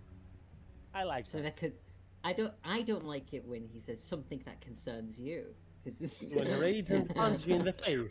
That's what you mean, right? Yeah, there's like multiple, like that's not necessarily a good thing. Nah, Get your magical item, Iggy. no, it's the thing you have. Oh wait, no, that makes so much sense. The Much more oh, sense than your that paranoid thinking. well, it has been so long since that has actually like popped, you know, that yeah, wow. How in game, how long has that been? That's been like A year for sure. at minimum of a year, right? Oh. Oh, Vlad, that speaks in character and out of character to Locke's character, you know? That even after a year, he remembers to save one. Like, Oh yeah, that's great. That's, yeah. I mean, no, Nina is the thing, so it's like he will never use his last rage. I love these broken people. right. These broken, shattered people. I love them. Yeah, They're and this amazing. whole past 4 sessions has just been us walking around, and then both us and BG just poking them with needles every time they move. Yeah, it's just trauma. It's just trauma. You know, yeah, I'm gonna have to go like watch Silent Hill to like wind down after this. I feel It's to wind down. to wind down, relax. You know, just really elevate my mood. See something Thank- happy, yeah. Yeah, happy for once. You know, Pyramid Head. You know, thank you, BG. Thank you. Yeah, Hey, you're welcome. yeah, fantastic span of sessions recently with all this stuff. It's great. And I love that. I don't know if you're trying to like mind fuck us or not. Like everything that's happening, it's like even now I'm like, was Lapo? I feel like Lapamouse was like being really malicious and evil there, but there's possibly some truth to what he was saying as well. And also, like Nina's conclusion of this place is scared of us. You know, it wants us to go and leave. Oh yeah, it's like, So- has it always been fake Level Mouse? Did we meet the real one, but after we left, we come back to a fake one? There's so many unknowns in this. Or is it, you know, the likely thing of it's all fake? But we don't know. Yeah. You know. It's great playing to that. I'm glad you enjoyed that. Labyrinth maps especially take a lot of time to prepare with the vision. Oh, This also big thanks to Kat this session as well. Juniper, I mean, like I think Juniper was really like on the ball this session. Like Juniper, yeah, if you yeah. hear us, I hope we provided a spectacle for you to enjoy with the nice voice acting of property of Curtis and Vlad, of course, here. She really played to her character this session. I yeah, agree. like this session more than any session ever. I really think, you know, wow, Juniper Really was like a learned the star. depths of Juniper, yeah. Yeah, it really If- was. I think if we're ever missing, I think we should all give permission for everybody else to use the character. However, I thought that was implicit. I consent to that. If I'm ever missing, guys, someone roleplay Nina. You know? yeah, like save for You Braden. know what? That would take a load off of BG2, I imagine. Just have the No, chess piece, I'm not everyone's having up an issue there, with that, but so- usually you're all together. Now that the party was split, it made a lot of sense. But it's usually a bit fair. difficult to roleplay two characters simultaneously, so that's why we don't do it. But now that you are not all there, yeah, it felt okay to do that. Some Yeah, fun as well. Yes. Oh. So, yeah, thanks. I'm Kat. gonna have to jump off now. Nice having you once more, and I'll see you on the next week. That Same sounds to you, good. BG. Thank you, Thanks. man. Shit. That'd be I had a big like emotional thing at Lapamouse's house, guys, and the one thing that I didn't expect was for calm emotions to occur, No, which yeah. which completely made me go, okay, hold on, let me just sweep everything under the rug and go through this logically. Okay, yeah, BG completely threw me off. No, I know you were really going in hard right at the front. You know, just kind of like describing Nina and the emotional thought process and stuff, and then it's like, and now you're calm. So let's. And then talk. the one spell you just consented to, bam, calm emotions. I was like, oh, Yeah. it's funny. I like it. Come Completely on, threw me people off. of the stream.